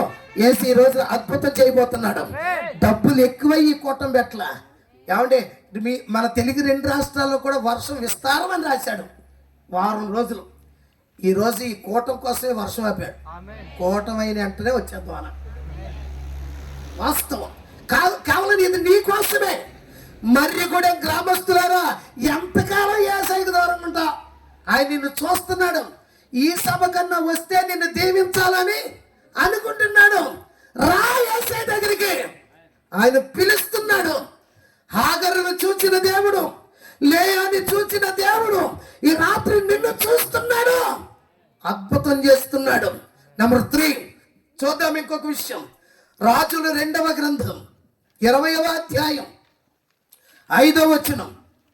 రాజుల 2వ గ్రంథం 20వ అధ్యాయం 5వ వచనం ఉందా లేదా? ఆ దూతలు పోయి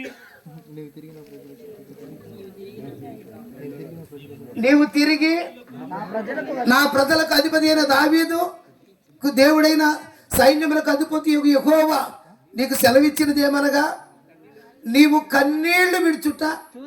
ఎవరు చూశారట? అమ్మా వింటున్నారా? మొదటిగా హాగరు పారిపోవడం దేవుడు చూచి వెనక్కి పంపించి ఆశీర్వదించాడు. అవునా కాదా? అవును. లేయా ద్వేషించబడడం చూసి ద్వేషించిన వాడే ప్రేమించేటట్టు మార్చేశాడు. అద్భుతం.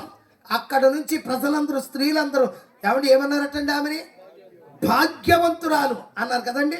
అవును. ఇశ్రాయేలు, నీ భాగ్యం ఎంత గొప్పది కదండి. అవును. ఇప్పుడు ఎవరిని చూస్తున్నాడు? హిజ్కియా రాజును చూస్తున్నాడు. అవును కదండి. దేవుడు హిజ్కియా రాజును చూస్తున్నాడు. ఏమైంది? హిజ్కియా యూదులకు రాజు, యోధారాజు. ఈ యోధారాజుకి జబ్బొచ్చింది, కాలు మీద పుండేసింది, మంచానికి పరిమితి అయిపోయాడు, లేవలేడు, కూర్చోలేడు, తిరగలేడు, అన్నీ మంచం మీద జరుగుతున్నాయి. ఏమండి అందరూ చూస్తున్నారు, మంత్రులు వస్తారు కదా, రారా అండి, మరి అందరూ వస్తారు, తన స్నేహితులు వస్తున్నారు, బాగానే ఉంటున్నారు, వచ్చి అంటున్నారు, రాజా నీకు శుభం కలుగును గాక, నువ్వు చిరంజీవి అగుదువు గాక అని అంటున్నారు. బయటికి వెళ్ళి అంటున్నాడు, ఇంకా ఏనుగులాంటి పీనుగా అయిపోయాడు, సగం అయిపోయాడు మనిషి అసలు గుర్తుపట్టలేదు స్థితిలో ఉన్న, ఇంకా పోతాడు అనుకుంటున్నారు. మరి అంతే కదా, మనం కూడా అంతే కదా, హాస్పిటల్కి వెళ్ళి పళ్ళు ఇస్తాం తినమని, పట్టుకెళ్ళి తినడేమో ఇంకా పోతాడేమో అలాగే అంటున్నారు. అంటే వాళ్ళకు అట్టుంది. మరి మనం ఏం చేస్తాం, మొత్తం మీద అనుకుంటూ ఉండేటప్పటికి తిరిగే నాకు మీద తాటికాయ పడ్డది అన్నట్టుగా దైవజనుడు మా పాస్టర్ గారు యెషయా గారు వచ్చాడా అనండి. యెషయా గారు వచ్చాడు, ఆయన కూడా అన్నాడు, రాజు చిరంజీవి అగును గాక అనేటప్పటికి, చిరంజీవి అంటే మన చిరంజీవి కాదు, చిరంజీవి అంటే చిరకాలం జీవించేవాడు అని అర్థం. మొత్తం మీద అనేటప్పటికి, అయ్యా పాస్టర్ గారు వందనాలు చెప్పండి అన్నాడు. దేవుడు నీతో ఈ మాట చెప్పమన్నాడు, నువ్వు చచ్చిపోతున్నావంట, నీ ఇల్లు చక్కబెట్టేసుకోమన్నాడు. ఇంకా ఇది నీకు అవకాశం ఉంది, నీ తర్వాత రాజు ఎవరు అవ్వాలో, నీ భార్యకి ఏం చెప్పాలనుకున్నావు, అంతే కదండి. మనవాళ్ళు కూడా ఎవరైనా హాస్పిటల్లో పోతున్నారు అన్నారు అనుకో, డాక్టర్ గారు వచ్చి ఇంకా 2 గంటల్లో చచ్చిపోతాడు అనుకున్నాడు. అమ్మ జగన్మోహన్ రెడ్డి ఇచ్చిన 3,000 ఎక్కడెట్టావో చెప్పా, ఆ పొలం కాగితాలు ఎక్కడెట్టావో చెప్పా, పెద్దోడికి ఇచ్చావు, చిన్నోడికి ఇచ్చావు, కూతురికి ఇచ్చావు, బ్యాసరి ఎవరికి ఇస్తున్నావు, జోడి ఎవరికి ఇస్తావు, ఇవన్నీ అడుగుతాం కదండి. అలాగ అప్పగింతలు చెప్పమని. మొత్తం మీద ఇప్పుడు నీ ఇల్లు చక్కబెట్టుకోమన్నాడు దేవుడు అనేటప్పటికీ, అతను భార్య పిల్లలు పిలవడం మానేసి, అక్కడున్న మంత్రిమండలిని పిలవడం మానేసి, మనుషుల వైపు ముఖం తిప్పుకోకుండా గోడ వైపు ముఖం తిప్పుకుని 3వ వచనంలో ఏడుస్తున్నాడు కదా. చదవండి ఆ మాట. 3వ వచనం, యెహోవా యథార్థ హృదయమునై సత్యముతో నీ సన్నిధి నేను ఎట్లు నడుచుకొట్టినో, నీ దృష్టికి అనుకూలంగా సమస్తము నేను ఎట్లు జరిగించుతునో, నీ కృపతో జ్ఞాపకం చేసుకోనమని హిజ్కియా కన్నీళ్లు విడుచుచు ప్రార్థించెను. దేవునికి స్తోత్రం, హల్లెలూయా. జాగ్రత్తగా వినండి, ప్రార్థన చేస్తున్నాడు. ఏమండి మరణకరమైన పరిస్థితులు, ఇక మరణమే శరణ్యం, చావే తథ్యం, ఇక మరణం తప్పేమీ లేదు, బ్రతుకుతాడన్న ఇచ్చేత ఏమీ లేదు. దేవుడే చెప్పిన తర్వాత ఇంకా బ్రతికించేవాడు ఎవడలేడు. అందుకని చెప్పి గోడ వైపు ముఖం తిప్పుకుని ఏడుస్తున్నాడు, యేసయ్యా నన్ను జ్ఞాపకం చేసుకో, నేను ఎలాంటి భక్తి చేశానో నాయన గుర్తు చేసుకో అని చెప్పేటప్పటికి దేవుడు అతన్ని చూశాడట. దేవుడు హిజ్కియా కన్నీళ్లు విడవడం, మాట్లాడండి, చూశాడు. అమ్మా నీ కన్నీళ్ళు కూడా దేవుడు, కళ్ళు ఇచ్చినోడు చూడకుండా ఉంటాడా, చెవులు ఇచ్చినోడు వినకుండా ఉంటాడా? ఏమండి ప్రార్థన చేస్తే విన్నాడు, ఏమండి ఏడుస్తుంటే చూచాడా అండి? చూసిన దేవుడు ఏం చేశాడు తెలుసా? ఏమండి వార్త చెప్పి నడిమిసాలలోకి వెళ్ళిన యెషయాతో మళ్ళీ మాట్లాడుతున్నాడు. యెషయా హిజ్కియా దగ్గరికి మళ్ళీ వెనక్కి వెళ్ళి నేను అతని ప్రార్థన విన్నానని, అతని కన్నీళ్లు కార్చి చేసిన ప్రార్థన నేను చూశానని, అతనికి 3 రోజుల్లోనే స్వస్థత వస్తుందని, ఎవరి సహాయం లేకుండా మందిరానికి ఎక్కెళ్ళిపోతాడని, 15 సంవత్సరాలు ఇంకా బ్రతుకుతాడని చెప్పమన్నాడు. దేవునికి స్తోత్రం, హల్లెలూయా. నువ్వు కష్టాల్లో ఉన్నావా? డాక్టర్లు నీ జబ్బుకి మందు దొరకదన్నారా? నీ జబ్బు కోసం లైఫ్ అంతా మందే వాడాలన్నారా? అయితే ఆయన దెబ్బలే మనకు స్వస్థత కలిగజేసే గనుక నువ్వు ఆయన దగ్గరికి రా. హిజ్కియా కన్నీళ్లు విడిచి ప్రార్థన చేసినప్పుడు దేవుడు ఆకాశమందున్న చూసి దైవజనుడితోటి మాట పంపించి 15 సంవత్సరాలు ఆయుష్ ఇచ్చిన దేవుడి రాత్రి నిన్ను కూడా నూతన ఆయుష్తో దీర్ఘాయువుతో తృప్తిపరచునుగాక. ఈ రాత్రి వినండి, మన దేవుడు చూచుచున్న తప్పించుకుని పోయేవాడు. మాట్లాడండి, ఎన్ని చెప్పినా చూడండి, కొన్నిసార్లు ఏదైనా చెప్తా ఉంటే భర్త చూడకుండానే వెళ్ళిపోతాడు, భార్య కూడా పట్టించుకోకుండానే వెళ్ళిపోతారు. అంటే వినండి, నీవు నిరుపయోగమని తెలిసిన యేసయ్య నిన్ను ప్రేమిస్తున్నాడు. అందుకే 2024 సంవత్సరాల క్రితం భూమికి ఆకాశానికి మధ్యలో అడ్డుకర్ర నిలువుకర్ర బడి శిలువ మీద 3 మేకుల చేత బంధించబడి, పంచకాయముల చేత శోధించబడి, ఆఖరి రక్తపు బొట్టు వరకు మన కోసం ఒలికించాడు, రక్తాన్ని కార్చాడు, నిన్ను ప్రేమిస్తున్నాడు. దేవుడు చూస్తున్నాడు. హిజ్కియాని చూసిన దేవుడు 15 సంవత్సరాలు ఆయుష్నిచ్చాడు. ఆ జబ్బును కంప్లీట్గా పూర్తిగా స్వస్థపరిచాడు. అవునా కాదా? ఈ రాత్రి దేవుడు ఈ కూడికల ద్వారా నీ జబ్బును కూడా తొలగించగలడు. హిజ్కియాలాగా నోరు తెరిచి ప్రార్థన చేయాలా? ఏమండి, మొట్టమొదటిగా ఏమండి, హాగరు పారిపోవడం చూశాడు, ఆమెను స్థిరపరిచాడు. అయ్యా, లేయా ద్వేషించబడటం చూశాడు, ద్వేషించే వ్యక్తిని ప్రేమించేటట్టు మార్చేశాడు. ఏమండి, అందరి స్త్రీల చేత ప్రశంసించబడిన స్త్రీగా మనం చూస్తున్నాం. హిజ్కియా రోగము చేత బ్రతుకు భారమై నిరాధారమై కన్నీళ్లే అన్నపానాలుగా చావే తథ్య మరణమే ఖాయమని కాటికి కాళ్ళు చాపుకుని మరణం కొరకు ఎదురు చూస్తూ యెషయా మాట ద్వారా ప్రార్థన చేసుకుంటే అతనికి 15 సంవత్సరాల ఆయుష్ ఇచ్చిన దేవుడు నీ ఆయుష్ను పొడిగించలేడా? ఎంతోమంది శ్రమలు ఇంతే, ఈ కష్టాలు ఇంతే, ఇవి పోవు, నేను చస్తేనే కానీ ఇవి వదలవు, చచ్చిపోదాం అనుకునే వాళ్ళు చాలామంది ఈ రాత్రి ఉండొచ్చు. వాళ్ళతో దేవుడు మాట్లాడుతున్నాడు. హిజ్కియా వలె నీవు కూడా కన్నీటితో ప్రార్థన చేయగలిగితే ప్రార్థన ఆలకించే దేవుడు తప్పక నీకు సహాయం చేస్తాడు. ఆయన పేరు చూచుచున్న, మాట్లాడండి, ఏం పేరండి? చూచుచున్న దేవుడు. ఈ రాత్రి మూడో విషయం, ఇంకొక విషయాన్ని చెప్పి నేను ముగించాలనుకుంటున్నాను, చాలా క్లుప్తంగా ముగించాలనుకుంటున్నాను. లూకాసు వార్త 7వ అధ్యాయం 13వ వచనానికి రండి. లూకాసు వార్త 7వ అధ్యాయం 13వ వచనం. ప్రభువు ఆమెను చూచి ఆమె యందు కనికరపడి ఏడవవద్దని ఆమెతో చెప్పాను. జాగ్రత్తగా వినండి. ప్రభువు ఆమెను చూశారంట. ఎవరేమే? నాయీను అనే ఊరిలో భర్తను పోగొట్టుకుని ఒకే కొడుకుని కలిగి ఉన్న ఆ విధవరాలని చూచాడు. భర్త చనిపోయిన తర్వాత పాపం ఆమె కూడా చనిపోవాలనిపించింది.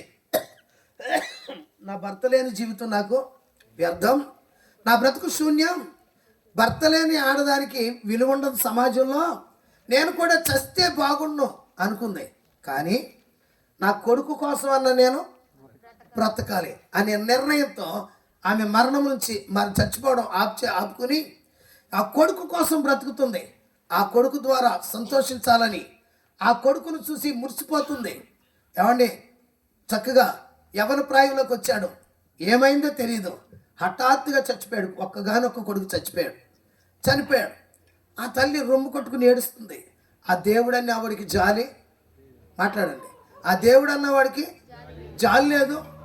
నిన్నగాక మొన్న నా భర్త చనిపోతే, ఏమండి, నా భర్తని సమాధి చేసింది ఈ చేతులే సమాధి చేసినాయి. ఇప్పుడు నా కొడుకు చేతుల మీదుగా నేను వెళ్ళిపోవాలి, కానీ ఇప్పుడు నా కొడుకు వెళ్ళిపోయాడు అని ఆ కొడుకు గురించి రొమ్ము కొట్టుకుని, కొడుకా ఆ జబ్బేదో నీకు వచ్చింది, నాకు వచ్చుంటే బాగుండేది కొడుకా, ఆ చావేదో నీకు బదులు నాకు వచ్చుంటే బాగుండేది కొడుకా అని ఏడుస్తుంది. దావీదు కూడా అబ్షాలోము చనిపోయినప్పుడు నీకు బదులు నేను చనిపోయి ఉంటే బాగుండు కొడుకా అని ఏడ్చాడు కదండి. ఇక్కడ తల్లి కొడుకును బాగా ప్రేమిస్తుంది. ఇప్పుడు ఆ కొడుకు చనిపోయేటప్పుడు బోర్ని ఏడుస్తుంది. ఆమె ఏడుస్తుంటే చుట్టుపక్కల అందరూ ఏడ్చారు. ఏడ్చి వాళ్ళు చెప్తారు, వాళ్ళు ఏడుస్తూ చూసి, వదిన చావు అందరికీ ఉంది, ఇయ్యాలి కాకపోతే రేపైనా అందరూ వెళ్ళిపోవాలి. ఈరోజు బాబుగడి వెళ్ళిపోయాడు, రేపు మనం వెళ్ళిపోతాం, అందరం అక్కడ కలుతా వదిన అని చెప్తుంది. ఎంతమంది చూసినా ఎంతమంది చెప్పినా ఆమె ఏడుపు ఆగుద్దా? మరి ఆగదు. వీళ్ళందరూ కబుర్లు చెప్తారు. కన్నుల్లో నుండి వచ్చే నీళ్లు తొడవగలరేమో కానీ గుండెల్లో వచ్చే కన్నీరు ఎవరు ఆపగలరు? అందుకని చెప్పి ఇక చనిపోయిన ఇంట్లో పెట్టుకుని పూజించలేంగా, అందుకని చెప్పి చుట్టుపక్కల వాళ్ళు యవనస్తులందరూ వచ్చి, పెద్దమ్మ ఏం చేస్తాం, తప్పదు కదా, స్నానం చేద్దాం, ఇంకా సమాధి చేసేద్దాం, పొద్దునుంచి మనోడు కూడా ఏమీ తినలేదు త్రాగలేదు కనుక సమాధి చేసేద్దాం అనేటప్పటికి బాబు ఒక అరగంట ఆగండి అని ఆ కొడుకుని మీద పడి, కొడుక ఒక మాట అన్నా మాట్లాడరా కొడుక అని ఏడుతున్నారు. నిజంగానండి. ఈ రోజున ఎవరైనా పిల్లల్ని పోగొట్టుకుని ఏడ్చిన తల్లిదండ్రులకు ఉంటే తెలుస్తుంది అవి బాధ. ఎందుకంటే 9 నెలలు మోసి పెద్ద చేస్తే అలాంటి కొడుకులు కూతుళ్ళు నేల రాలిపోతుంటే ఎంతమంది తల్లిదండ్రులు ఏడుస్తున్నారో సమాజంలో. అయ్యేటప్పటికి బాగా ఏడుతుంది. ఈ లోపల అబ్బాయిలు వచ్చారు, స్నానం చేయించారు, బట్ట చుట్టేశారు, పాడి మీద పెట్టారు, ఏడుతా తీసుకెళ్ళిపోతున్నారు. వాళ్ళమ్మ ఏడుతుంది, కొడుకా కొడుకా కొడుకా ఎంత పని జరిగిపోయింది కొడుకా కొడుకా ఒకసారి మాట్లాడరా కొడుకా అని ఏడుతుంటే అందరూ ఏడుతున్నారు. ఏడ్చుకుంటూ శవాన్ని, అంటే అక్కడ ఊరు చుట్టూ ఇలాంటి ప్రహరీ గోడ ఉంది కదండి, ఇలాంటి ప్రహరీ గోడ ఉంది. ఈ గేట్ అవతలకి వెళ్ళాలి. అట్ ద సేమ్ టైం అదే టైంలో జీవమై ఉన్న యేసుక్రీస్తు ప్రభువారు ఊరి బయట నుండి లోపలికి వస్తున్నాడు. చప్పట్ట కొట్టి దేవుని స్తోత్రం చెల్లిద్దాం. హల్లెలూయా. ఊరి లోపల నుండి శవం వెళుతుంది, ఊరి బయట నుండి జీవమైన యేసయ్య వస్తున్నాడు. ఆ యేసయ్య చూచాడు, వాళ్ళందరినీ చూస్తున్నాడు. చూడండి, మంచివారినేమి చెడ్డవారినేమి, ఏడ్చేవాళ్ళు ఎవరో సంతోషించేవాళ్ళు ఎవరో అందరినీ చూస్తున్నాడు. యేసుక్రీస్తు ప్రభువారు ఆమె ఏడవడం చూశాడు. ఏడవడం చూసి ఆమె దగ్గరికి వెళ్ళి ఆమె ఎందుకు కనికరపడి, అమ్మా నువ్వు ఏడవకో అన్నాడు. ఒకవేళ ఆమె అనుకుని ఉంటుంది, అయ్యా ఏడుపు ఏంటో నీకేం తెలుస్తుంది, నీకు పెళ్ళి లేదు, పెడాకులు లేవు, 9 నెలలు మోసి కానీ ఆ నాన్న చచ్చిపోయేటప్పటికి నెలల్లో పిల్లోడు, ఇప్పుడు 18 సంవత్సరాల పిల్లోడిని తయారు చేశాను. ఆ దేవుడు అన్నవాడికి నా మీద యేసయ్యకి గుండె పగిలిపోయి ఉంటుంది. ఎందుకో తెలుసా, ఆమెకు ఆ పిల్లోడిని ఇచ్చినోడు ఈ దేవుడే. చప్పట్ల కొట్టి దేవుని స్తోత్రం చెల్లిద్దాం. హల్లెలూయా. ఇక ఈమెకి ఎన్ని చెప్పినా ఇక మాట అనేకొలది ఏదో ఒకటి అంటానే ఉంటుంది అని చెప్పి మోసుకుని పోతున్నా, కొడుకుని సమాధి చేయడానికి మోసుకుని పోతున్నా. ఆ పాడి దగ్గరికి వెళ్ళి పాడిని ముట్టాడు. మోసేవాడు నిలబడ్డాడు. నిలబడినప్పుడు యేసు ప్రభువు అంటున్నాడు, చిన్నవాడా లెమ్మని నీతో చెప్పుచున్నాను అనగా, ఎప్పుడో చచ్చి సమాధికి వెళ్ళిపోతున్నవాడు దిగ్గున లేచి కూర్చుండి మాట్లాడుతున్నాడు. చప్పట కొట్టండి ఒకసారి. హల్లెలూయా. ఆయన చూచుచున్న దేవుడు ఈ రాత్రి నిన్ను చూస్తున్నాడు. దయచేసి వినండి. హాగరు పారిపోవడం చూశాడు, ఇంటికి పంపించాడు, గొప్ప ఆశీర్వాదాలతో నింపాడు. లేయా ద్వేషించబడటం చూశాడు. ఒకవేళ నువ్వు కూడా ద్వేషించబడుతుంటే చూస్తున్నాడు. నువ్వు కూడా దేవుని మీద ఆధారపడు. ద్వేషించబడే లేయాను ప్రేమించేటట్టు మార్చేశాడు. అద్భుతమైన సౌందర్యవతిగా చేసేసాడు. ప్రజలందరూ ఆమెను ప్రశంసించేటట్టు చేశాడు. మరణకరమైన పరిస్థితుల్లో ఇక నేను బ్రతకను, చచ్చిపోతున్నానని చెప్పి వార్త వినినప్పుడు గోడ వైపు ముఖం పెట్టుకుని, మనుషుల వైపు కాక దేవుని వైపు ముఖం పెట్టుకుని కన్నీరు మున్నీరుగా కార్చి ప్రార్థన చేస్తే 15 సంవత్సరాల ఆయుష్ ఇచ్చిన వాడు అద్భుతమైన శక్తినిచ్చాడు. ఇప్పుడు చనిపోయిన కొడుకుని సమాధికి తీసుకువెళ్తూ ఉంటే దేవుడు చూచి ఆ కొడుకును బ్రతికించాడు, కూతురు తల్లికి అప్పగించాడు. ఎందుకు కృంగిపోతున్నావు, ఎందుకు బాధపడుతున్నావు? నా సేవ వర్ధిల్లట్లేదు, నా కుటుంబంలో నెమ్మది లేదు, నా బ్రతుకులో శాంతి లేదు, ఈ మర్రిగూడెం అడుగుపెట్టిన కానించి నా బ్రతుకులో నవ్వే లేదని కృంగిపోతున్నావా? అయితే దేవుడు నీకు ఒక అవకాశం ఇచ్చాడు. చనిపోయిన వాడికి అవకాశం లేదు. ఆ బిడ్డలు నలుగురు కూడా ఏ పరిస్థితుల్లో దేవుని వైపు చూసి పశ్చాత్తాపంతో ప్రార్థన చేశారో అటువంటి ప్రార్థన నువ్వు కూడా చేయగలిగితే దేవుడు నిన్ను ఆశీర్వదిస్తాడు. నేను నీకు కొద్ది నిమిషాలు 2 మాటలు చెప్పి నేను ముగించాలనుకుంటున్నాను. నాకు పెళ్ళయింది. పెళ్ళైన సంవత్సరానికి నా భార్య కన్సీవ్ అయింది. పెళ్ళైన తర్వాత అందరిలాగానే మేము కూడా అన్నాం, ప్రభువా నాకు కొడుకుని ఫస్ట్ కొడుకునిస్తే సేవ చేస్తాడు, ఎలాగ నేను సేవలో ఉన్నాను, నాకు కొడుకుని అంటే మొత్తం మీద పెళ్ళైన సంవత్సరం 18 రోజులకి ఒక ఆడపిల్ల పుట్టింది. కొడుకుని అడిగితే కూతురునిచ్చాడు. ప్రభువానికి స్తోత్రం, ఏదైనా నువ్వే చేసేది కదా అని చెప్పాడు. మరలా 4 సంవత్సరాలకి మరలా గర్భవతి అయింది. మళ్ళీ ప్రార్థన చెప్పు, ప్రభువా ఇప్పుడన్నా ఓ కొడుకుని ఈ ప్రభువా కొడుకునిస్తే సేవ చేస్తారు అని అడిగితే 4 సంవత్సరాల తర్వాత ఏమండి నా భార్య ఏమండి పిల్లల్ని అదే గర్భవతి అయ్యాక 9వ నెలలో తీసుకెళ్తారు కదా, తీసుకెళ్తాకు వచ్చి మొత్తం మీద తీసుకెళ్ళిపోతుంది. ఏమండి వెళ్ళొస్తానంది. మేము ప్రార్థన చేస్తాం కొడుకుని ప్రభు కొడుకుని అని. అప్పుడు ఈవిడ వెళ్తా అంది, ఏమండి పిల్లవాడు తన్నేస్తున్నాడు అంది. తన్నేస్తున్నాడు అనేటప్పటికి అంటే తన్నేస్తున్నాడు అయితే 1 నెలలు కూడా నిండిపోయినాయి, ఇంకా పురుడు వచ్చేది కదా అని చెప్పి మా ఆవిడతో పాటు నేను కూడా వెళ్ళిపోయాను మా అత్తారింటికి. ఇద్దరిని పెంచుతున్నారు అప్పటి నుంచి. పెంచుతుండేటప్పటికి సరే కదా అని వెళ్ళిన ఒక 6 రోజులకి సులువుగానే పురుడు వచ్చేసింది. డెలివరీ అయిపోయిన తర్వాత మళ్ళీ ఆడపిల్ల. పాస్టర్ అమ్మ తన్నేస్తున్నాడు కాదు, తన్నేస్తుంది. తన్నేస్తున్నాడు కాదు, తన్నేస్తుంది. మొత్తం మీద ఆడపిల్లలు అయితే ప్రభు సేవ ఎలా చేస్తారు? పగలైతే స్కూటీ ఇస్తే తెగతోలేస్తారు. ఆడపిల్లలకి ఎప్పుడూ యాక్సిడెంట్ అవ్వం, మగపిల్లలే ఎక్కువ యాక్సిడెంట్ జరిచేది కదండి. డ్రంక్ అండ్ డ్రైవ్, ఫ్యాషన్ కటింగ్లు కదా, కటింగ్లు మా అండ చుట్టూరు డెప్ప పైన తుప్ప, ఈడో తుప్ప మొహమూడు. ఆడపిల్లల స్కూటీ ఎప్పుడు యాక్సిడెంట్ అయిందా? ఒకవేళ ఏదన్నా జరిగితే ఆటో వాడు లారీ వాడు మీదకి వచ్చి ఆడ చేయాలి తప్ప ఆడపిల్లలు ఏమండి చూడండి, ఒక ఆడపిల్ల 3 ఎక్కించిపోతుంది. వరహాల్ గారు చక్కగా వెళ్ళిపోతుంది. ఆడపిల్లలు బయట దోలుతూ ఉంటే నాకు ఎంత సంతోషం. ఆడపిల్లలు అంటే నాకు చాలా ఇష్టం. చక్కగా పెంచుకుంటే ఒలీవల మొక్కల్లాగా ఎదుగుతారు. దేవునికి స్తోత్రం. ఏడా కుక్కల్లాగా తిరుగుతారు మగపిల్లలు. అందుకని చెప్పి ఎందుకంటే ఆడపిల్లల సేవ కూడా బాగా చేస్తారు. మా చెల్లి చూడండి ఎంత ఆరాధన చేసిందా, చేయలేదా? చేస్తారు, బాగా చేస్తారు.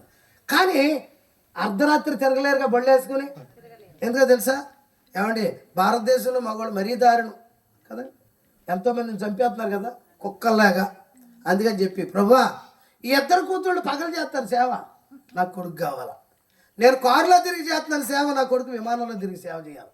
ఓ కొడుకుని ప్రభు అని పేరు చెప్పుకుంటాను, నన్ను చూడవా, అందరం చూసిన దేవుడివి అని చెప్పాం. మొత్తం మీద మా బాధ పడలేక ఒక కొడుకునిచ్చాడు. వాడు 5వ తరగతి చదువుతున్నాడు.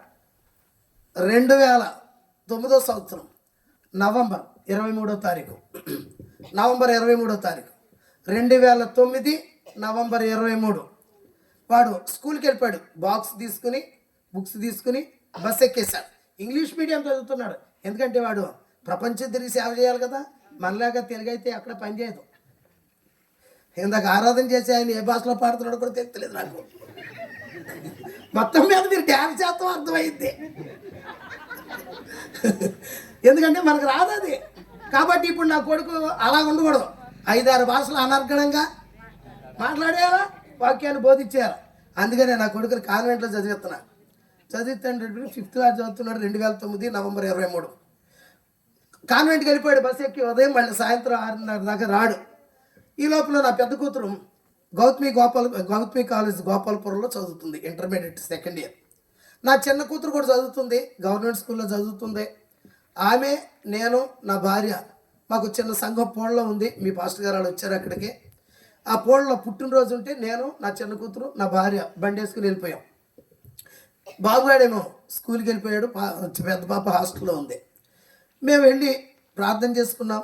వాక్యం అయిపోయింది, భోజనాలు పెట్టారు. నేను తినేసి కూర్చున్నాను. పాస్టర్ అమ్మ, నా చిన్న కూతురు భోజనం చేస్తున్నారు. ఈ లోపల school director madam, Saint Joseph English medium school director madam Janaki Devi phone చేశారు. ఫోన్ చేస్తే ఫోన్ ఎత్తాను. సార్ పాస్టర్ గారు జోసెఫ్ గారు? అవునమ్మా, నేను జోసెఫ్ని మాట్లాడుతున్నా. డీజే ప్రకాష్, జాషువా ప్రకాష్ మీ అబ్బాయి గారు? అవునండి, మా అబ్బాయినండి అన్న. మీ అబ్బాయికి ఏమైనా జబ్బు ఉందా? అసలు పుట్టిన తర్వాత జ్వరం వేసారాగా, జ్వరం కూడా రాలేదు. అది చాలా ఆరోగ్యవంతుడు కాబట్టి వాడికి ఏం జబ్బు లేదు. ఏమైందో తెలియదు. భోజనాన్ని కూర్చుని భోంచేస్తూ కింద పడి కొట్టుకుని చచ్చిపోయాడు. అన్న ఒకే కొడుకు, సేవ కోసం అడిగిన కొడుకు చచ్చిపోయాడు. ఫోన్ చేసింది, గుండె పగిలిపోయింది. ఎందుకో తెలుసా, నా తర్వాత వారసుడు సేవకుడు వాడే. గొప్ప సేవ నాకంటే గొప్ప సేవ చేయాలి వాడు.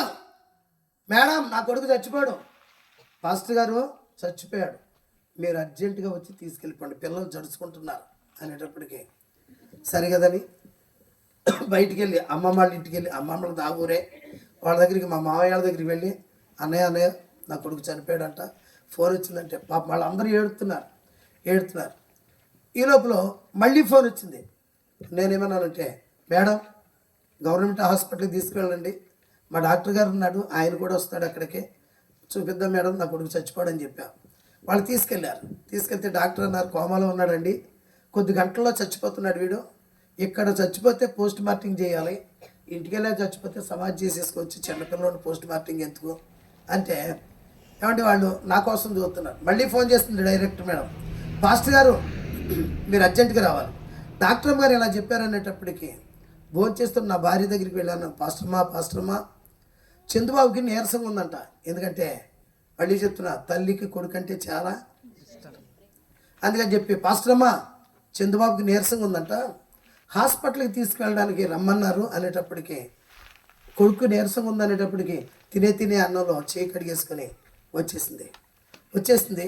ఈ లోపల బండి దగ్గరికి వెళ్తా ఉంటే ఓ ముసలమ్మ వచ్చింది, పాస్టర్ గారు పిల్లవాడు గిలగిచ్చగలాగా ఆడుకుంటాడు, చాలా బాగుంటాడు, ఆడు పాపం చచ్చిపోయాడంట అంతే. ఆ మాట పాస్టర్ విన్నదండి.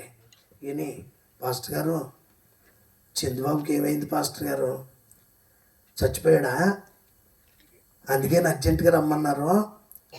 ఏడిపోండి. నా చిన్న కూతురు చాలా తెలివిగా ఉంది, ఏం చచ్చిపోలేదమ్మా పాస్టర్మా, చచ్చిపోలేదు, బతికే ఉన్నాడు, దేవుడు బాగు చేస్తాడు అని చెప్తున్నాను. ఈ లోపల ఆవిడ చచ్చిపోయాడు అనేటప్పుడు గొల్లు నేడుతుంది, నాకు కూడా ఏడుపోతుంది, ఒక్క కొడుకు సేవ చేయాలి, ఏడుతున్నా. బండి తీసుకున్నాను, వెనకాల పాస్టర్ మీకు కూర్చుంది, ముందు కూతురు కూర్చుంది, చిన్న బిడ్డ కూర్చుంది, వెళ్ళిపోతున్నాం, వేగంగా వెళ్ళిపోతున్నాం. ఈ లోపల చిన్న పాప అంటుంది, ఏమంటుంది తెలుసా, డాడీ తమ్ముడు ఇంకా మన ఇంటికి రాడా డాడీ, తమ్ముడు ఇంకా నన్ను అక్క అని పిలవడా డాడీ. చాలా వేదన అయిపోయింది నాకు ఆ రోజు. ఈ మాటలు అంటుంటే నా గుండె పగిలిపోతుంది. మరి రాడుగా నా కొడుకు ఇంకా అక్క అని పిలవడు కదా, ఆ మాటలు చెప్పలేకపోతున్నా, బాధ అవుతుంది.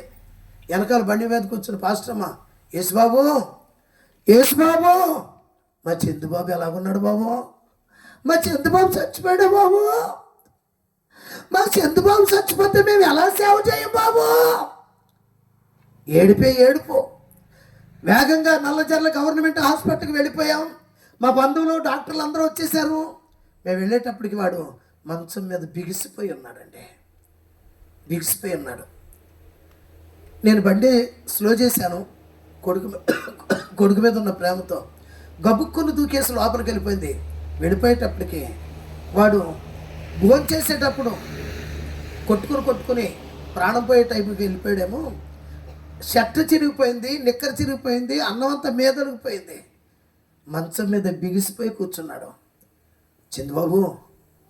చంద్రబాబు అమ్మను వచ్చానురా, ఏమైందిరా నీకు, ఏమైంది, మాట్లాడరా చంద్రబాబు, మాట్లాడరా, పొద్దున్న స్కూల్కి వెళ్ళేటప్పుడు అమ్మ బాయ్ అన్నావు కదరా, ఏమైందిరా కొడుక, మాట్లాడట్లా. ఈ లోపల నా చిన్న కూతురి చెయ్యి పట్టుకుని లోపలికి తీసుకొచ్చేటప్పుడు అంటుంది పాస్టర్ గారు మీరంటే వాడికి భయం కదా, మీరంటే చెప్పండి అమ్మతో మాట్లాడమని,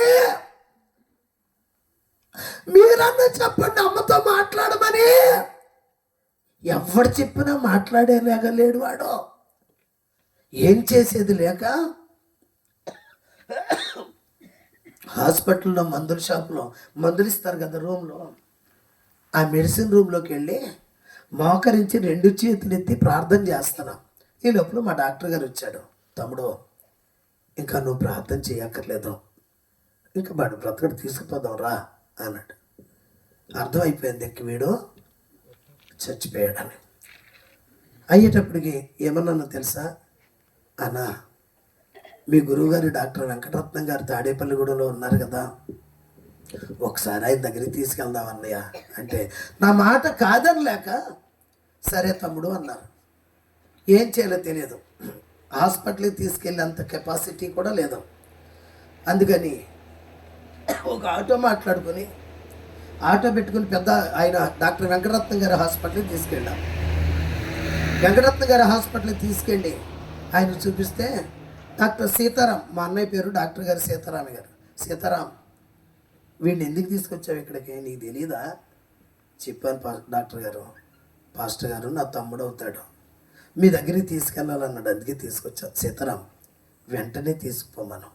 వీడెక్కడే కనుక ప్రాణం పోయిందనుకో మన హాస్పిటల్కే బ్యాడ్ నేమ్ వస్తుంది, తీసుకుపోవాలి సీతారాం అనేటప్పటికీ డాక్టర్ గారు అన్నాడు, సార్ ఈ రాత్రికి మీరే ఏదన్నా చెప్పి ఇక్కడ ఉంచండి, ఎలాగ పొద్దున్నే ఆటో మాట్లాడుకుని తీసుకుపోతాను అనేటప్పటికీ తణుకు సిద్ధార్థ స్కానింగ్ సెంటర్కి ఒకసారి తీసుకువెళ్ళి స్కానింగ్ తీసుకురమ్మను అన్నాడు. స్కానింగ్ తీసుకురమ్మని అనేటప్పటికీ నా దగ్గర డబ్బులు లేవు.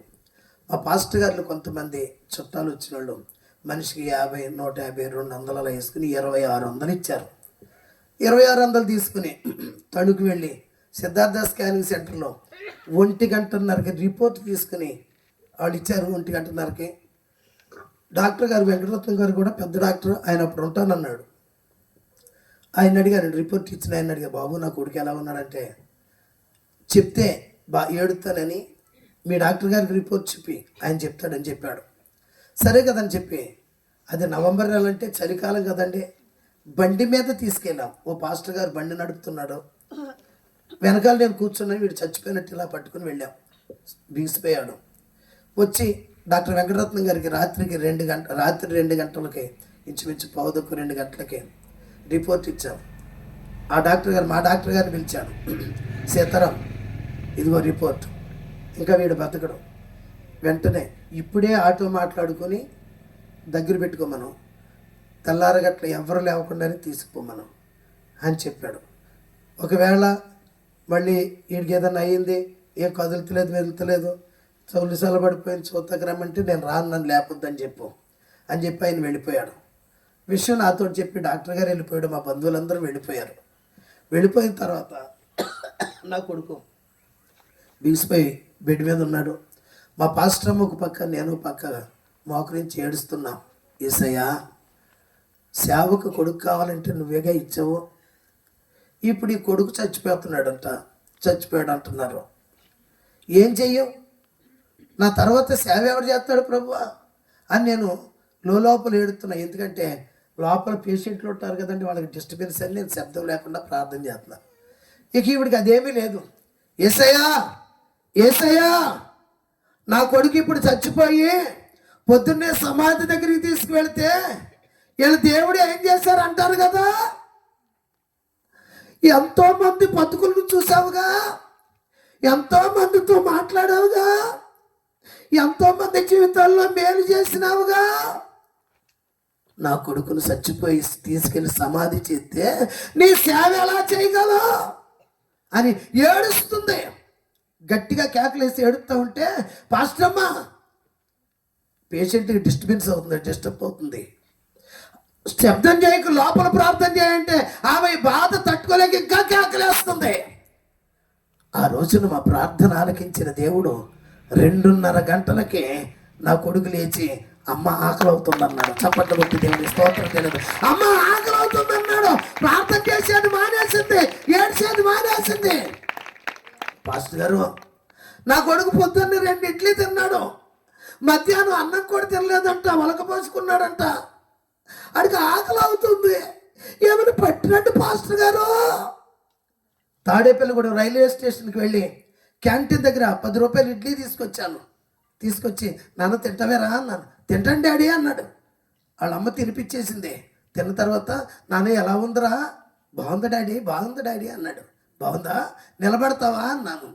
నిలబడతాను డాడీ అన్నాడు. మంచం మీద నుంచి దించి కింద నిలబెడితే సడన్గా పడిపోయాడు. కాళ్ళు చేతులు పట్టులో వదిలేసినాయి. అప్పుడు మళ్ళీ ప్రార్థన చేశాం, యేసయ్యా నా కొడుకు బతికాడు కానీ కుంటోడైపోయాడా, ఎవడు తిప్పుతాడు ప్రభువా? వీడా దేశాలు తిరిగి సేవ చేయాలా? ఆరోగ్యమే ప్రభు అని చెప్తే ఎవడి ఏం జరిగిందో తెలుసా? డాక్టర్ వెంకటరత్నం గారు 10:30కి హాస్పిటల్కి వచ్చాడు. అప్పటికి వీడే డాక్టర్ గారి దగ్గరికి నడిచి వెళ్ళిపోయాడు. డాక్టర్ గారికి మతిపోయింది. చప్పట్లు కొట్టి దేవుని స్తోత్రం చేయలేదా? ఈ రాత్రి తల్లి కృంగిపోతున్నావా? బాధపడుతున్నావా? నిరాశతో ఉన్నావా? ఏమండి ఏం చేయలేదేక దిక్కు తోచక పారిపోతున్న హాగరును చూసి మరలా వెనక పంపించి ఆశీర్వదించిన దేవుడు, లేయా ద్వేషించబడడం చూసి తన జీవితాన్ని ద్వేషించుడే ప్రేమించినట్టు మార్చేశాడు. ఏమండి మరణకరమైన పరిస్థితిలో రోగం చేత చావే తథ్యమని కాడికను ఆడి చెప్పుకున్న హిజ్కియాను చూచి 15 సంవత్సరాల ఆయుష్ ఇచ్చి రోగాన్ని తీసివేశాడు. నాయను విధవరాలి కొడుకు చచ్చిపోయి సమాధికి వెళుతుంటే యేసయ్య చూసి వాడిని బ్రతికించి చేతికి ఇచ్చాడు. నా కొడుకు చచ్చిపోయే డాక్టర్ వల్ల కాదంటే నా కొడుకును చూసి బ్రతికించాడు. వాడే నా కొడుకు. లేచి నిలబడి అక్కడ ఒకసారి, వాడే నా కొడుకు అండి. దయచేసి వినండి, వాడే నా కొడుకు. ఇప్పుడు ఏమంటే వాడు పాలిటెక్నిక్ అయిపోయింది, బైబిల్ ట్రైనింగ్ చేస్తున్నాడు నాగపూర్లో. 2 years అయిపోయింది. ఏమండి బీటీహెచ్ అయింది, 3వ సంవత్సరం చేయబోతున్నాడు. త్వరలో నాకంటే రెట్టింపు సేవ చేయబోతున్నాడు. దేవునికి స్తోత్రం. ఈ రాత్రి తమ్ముడు, తల్లి, చెల్లి, స్నేహితుల, సోదరి కృంగిపోకు. గుడ్డెలు నిండా దుఃఖంతో వచ్చావా? సంతానం లేదని, భర్త మారట్లేదని, పిల్లలు మాట వినట్లేదని గుండెల నిండా దుఃఖంతో వచ్చామేమో. బైబిల్లో అదే కుర్చీల మీద పెట్టేసి ఎక్కడోళ్ళక్కడే లేచి నిలబడి కళ్ళు మూసుకుని 2 చేతుల పైకెత్తి ప్రార్థన చేసుకుందాం. అయ్యా నా స్థితి ఎరిగిన వాడా, నన్ను చూస్తున్నవాడా, నా కన్నీరు చూస్తున్న దేవా, ఈ రాత్రి నాతో మాట్లాడావు ప్రభా. 2 చేతులు ఎత్తేసి కళ్ళు మూసుకోండి, ప్రార్థన చేద్దాం. కాబట్టి యెషయా మాటలు విని హిజ్కియా ఏడ్చి ప్రార్థించినట్లుగా ఈ రాత్రి మనందరం నీ కుటుంబంలో ఉన్న కష్టాలన్నిటి కొరకు 2 చేతులు ఎత్తి ప్రార్థన చేద్దాం. 2 చేతులు ఎత్తి ప్రార్థన చేద్దాం. ఎవ్వరు కూడా సగం సగం చేతులు కాదు, నిండారుగా చేతులు ఎత్తి కళ్ళు మూసుకోండి. యేసో యేసో నాకెవరు ఉన్నారయ్యా? ఎవరు చూస్తే నా బతుకు బాగుపడుతుందయ్యా? ఎవరు చేస్తే నా కుటుంబం దీవించబడుతుందయ్యా? ఈ రాత్రి ఈ కూడికలకు ఇది ఆఖరి రాత్రి. నా సమస్యలకు కూడా ఇది ఆఖరి రాత్రి అవ్వాల. ఎంతవరకు చూసిన బాధలు ఇంకా నాకు కనబడకూడదు. ఎంతవరకు చూసిన వేదన, పొందిన నష్టాలు నాకు కనబడకూడదు. యేసయ్యా 2 చేతులు నిటారుగా చాపండి. ఎవరో చూస్తారని, ఏదో అనుకుంటారని కాదు. నీ శరీర రోగమైనా, నీ కుటుంబంలో ఎవరు రోగాలైనా దేవుని పిల్లలుగా మనం దేవుని వైపు చూద్దాం. ఇశ్రాయేలుకి ఆధారమైన దేవుడు నరుడు కాదు, సార్వభౌమాధికారి. నిన్ను చూస్తున్నాడు. 2 చేతులు నిటారుగా ఎత్తి, యేసు నా తల్లి నన్ను మరచిపోయినా, నా తండ్రి నన్ను విడచిపోయినా,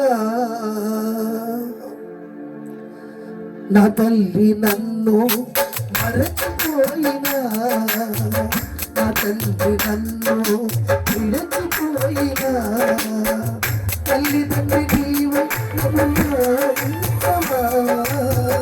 తల్లి తండ్రి నీవై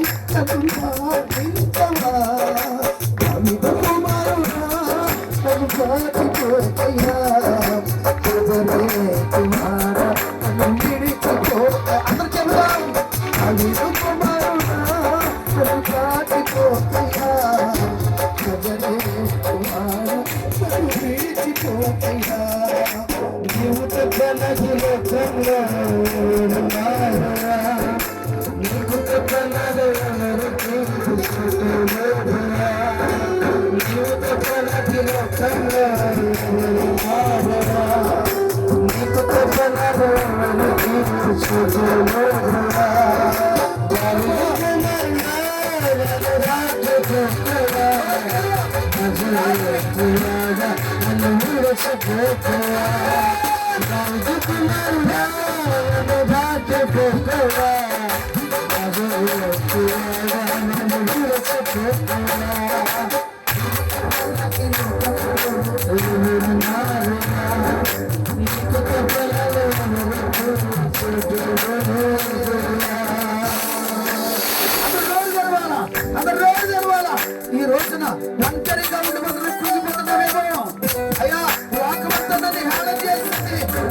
చూసేవాళ్ళేమో ధ్యానం చేసుకోవాలి, తప్పించేవాళ్ళని కృషిపోకు. ఈ రోజున ఏడుచుకుంటూ వచ్చిన నువ్వు సంతోషంతో వెళ్ళిపోవాలి. దేవుడు గుర్తు చేశాడు, ఈ రాత్రి నిన్ను చూస్తున్నాడు. దాని రోజున ఆగడు చూస్తున్నాడు, లేదా ప్రేక్షకులతో చూస్తున్నాడు.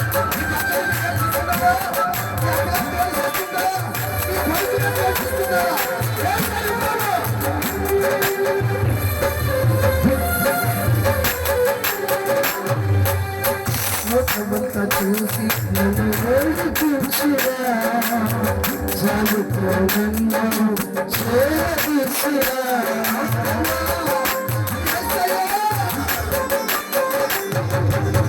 లోకమంతా చూసి నన్ను వేడుకుంటురా, జాలుతో నన్ను చేరుకురా.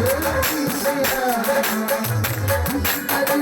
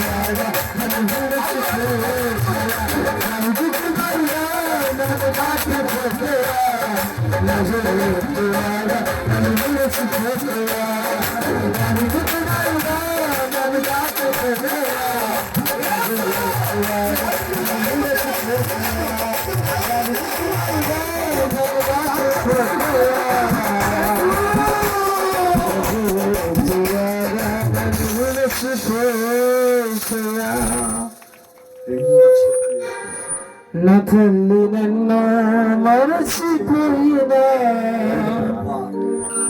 నా తండ్రి నన్ను విడచిపోయినా, తల్లిదండ్రి నీవైనను లాలించవా, తల్లిదండ్రి నీవైనను లాలించవా, దావీదు కుమారుడా నన్ను దాటిపోకయా, నజరేతువాడా నన్ను విడిచిపోకయా. హాగరును చూసిన దేవుడు, లేయాని చూసిన దేవుడు, హిజ్కియా పరిస్థితిని చూసిన దేవుడు, ఆ పేద విధవరాలి కుమారుడిని చూసిన దేవుడు. ఈ రాత్రి ఆయన కన్నులు నిన్ను చూస్తున్నాయి, నీ పరిస్థితులను చూస్తున్నాయి. ఒక్క నిమిషం రెండు చేతులు ఎత్తి ఈ రాత్రి చివరి నిమిషం ఈ కూడికకు నీ పరిస్థితులు నువ్వు ఏ విషయంలో కృంగిపోతున్నావా, నువ్వు ఏ విషయంలో దేవుని కొరకు ఎదురు చూస్తున్నావో కార్యం జరగాలి. నువ్వు ఏ విషయంలో దేవా నా కొరకు ఒక అద్భుతం చెయ్యవా అని అడుగుతున్నావు. దైవజనుని కుమారుని బ్రతికించిన దేవుడు నీ విషయంలో అద్భుతములు చేయము. డాక్టర్స్ చెప్పారేమో నీ లైఫ్ అంతే అని, కానీ దేవుడు నీ కొరకు అద్భుతము చేయ, స్వస్థతను ఇవ్వగలడు, విడుదలను ఇవ్వగలడు. నీ చరిత్రను తిరిగి తిరిగి ఒక సాక్షిగా నిలబెట్టగలడు నా దేవుడు. రెండు చేతులు పరమవైపు చూపిద్దాం. ఒక్కసారి మీ మనవి ఏమిటో అడగండి రాత్రి. ఒక్కసారి మీ మనవి ఏంటో అడగండి రాత్రి. రెండు చేతులు చూపిస్తూ, నీకు గర్భఫలం కావాలా? హృదయ వ్యాధులతో ఉన్నావా? కన్నీటితో ఇక్కడికి వచ్చావా? కొదువులతో ఇక్కడికి వచ్చావా? బాధలతో ఇక్కడికి వచ్చావా? రోగముతో ఇక్కడికి వచ్చావా? జీవితం శూన్యం శూన్యం శూన్యం అనుకుంటూ ఇక్కడికి వచ్చావా? నీ కొరకు దేవుడు ఒక అద్భుతం చేయబోతున్నాడు. ఆ గర్భంలో సంచి లేనటువంటి ఆమెకు సంచిని ఇచ్చాడు, గర్భ ఫలాన్ని ఇచ్చాడు. ఒకవేళ నీ జీవితంలో డాక్టర్స్ అసాధ్యమన్నారేమో, దేవుడు సాధ్యం చేయబోతున్నాడు. ప్రభువా, నన్ను కరుణించగా, నన్ను కనికరించగా, నా పట్ల కృప చూపయ్యాను అడుగుదా. సేవలో దైవజనుడా, నన్ను చూడు ప్రభు అని అడుగుతున్నావేమో. దేవుడు నిన్ను చూచుచున్నాడు. రాత్రి నీ పరిస్థితులను, నీ పరిచర్యను దేవుడు తప్పగా ఒక కృపలోనికి నడిపించబోతున్నాడు. థ్యాంక్ యూ యేసయ్యా. రాత్రి మాతో మాట్లాడినందుకు వందనాలు. నీ పాదాల దగ్గరికి వచ్చిన వారిని ఎంత మాత్రము త్రోసివేసే దేవుడు కాదయ్యా. నువ్వు చెవులుండి వినే దేవుడు, కన్నులుండి చూచే, చేతులుండి సహాయం చేయదు. కాబట్టి కార్యం జరిగించమని ప్రభువా, నీ దాసుల ద్వారా మాట్లాడిన ప్రతి మాటని బట్టి వల్ల నన్ను చూస్తున్నావయ్యా, మమ్మలను చూస్తున్నావయ్యా. మా అందరి చేతులు అద్భుతం చేయమని, మా అందరి చేతులు ఆశ్చర్యం చేయమని, మా అందరి జీవితాల్లో నీ రక్షణతో నింపమని, నీ గురించి సాక్ష్యం ఇచ్చే కార్యం చేయాలి. యేసు నామములో మీరు మాట్లాడిన ప్రతి మాటను మా హృదయంలో భద్రపరుచుకొని నీ వైపు చూస్తూ సాగే భాగ్యమేమని నీ దాసులను, నీ దాసుని కుమారులను బలంగా వాడుకొనండి. వారి కుటుంబాన్ని, వారి ప్రయాణాలను, వారి పరిచర్యను ఆశీర్వదించి యేసు నామములో ఈ రాత్రి మా అందరితో మాట్లాడినందుకే వందనాలు చెల్లిస్తూ ప్రార్థించి అడిగి వేడుకొని పొంది నామ తండ్రి. ఆమేన్, ఆమేన్, ఆమేన్. అందరం కూర్చున్నాం.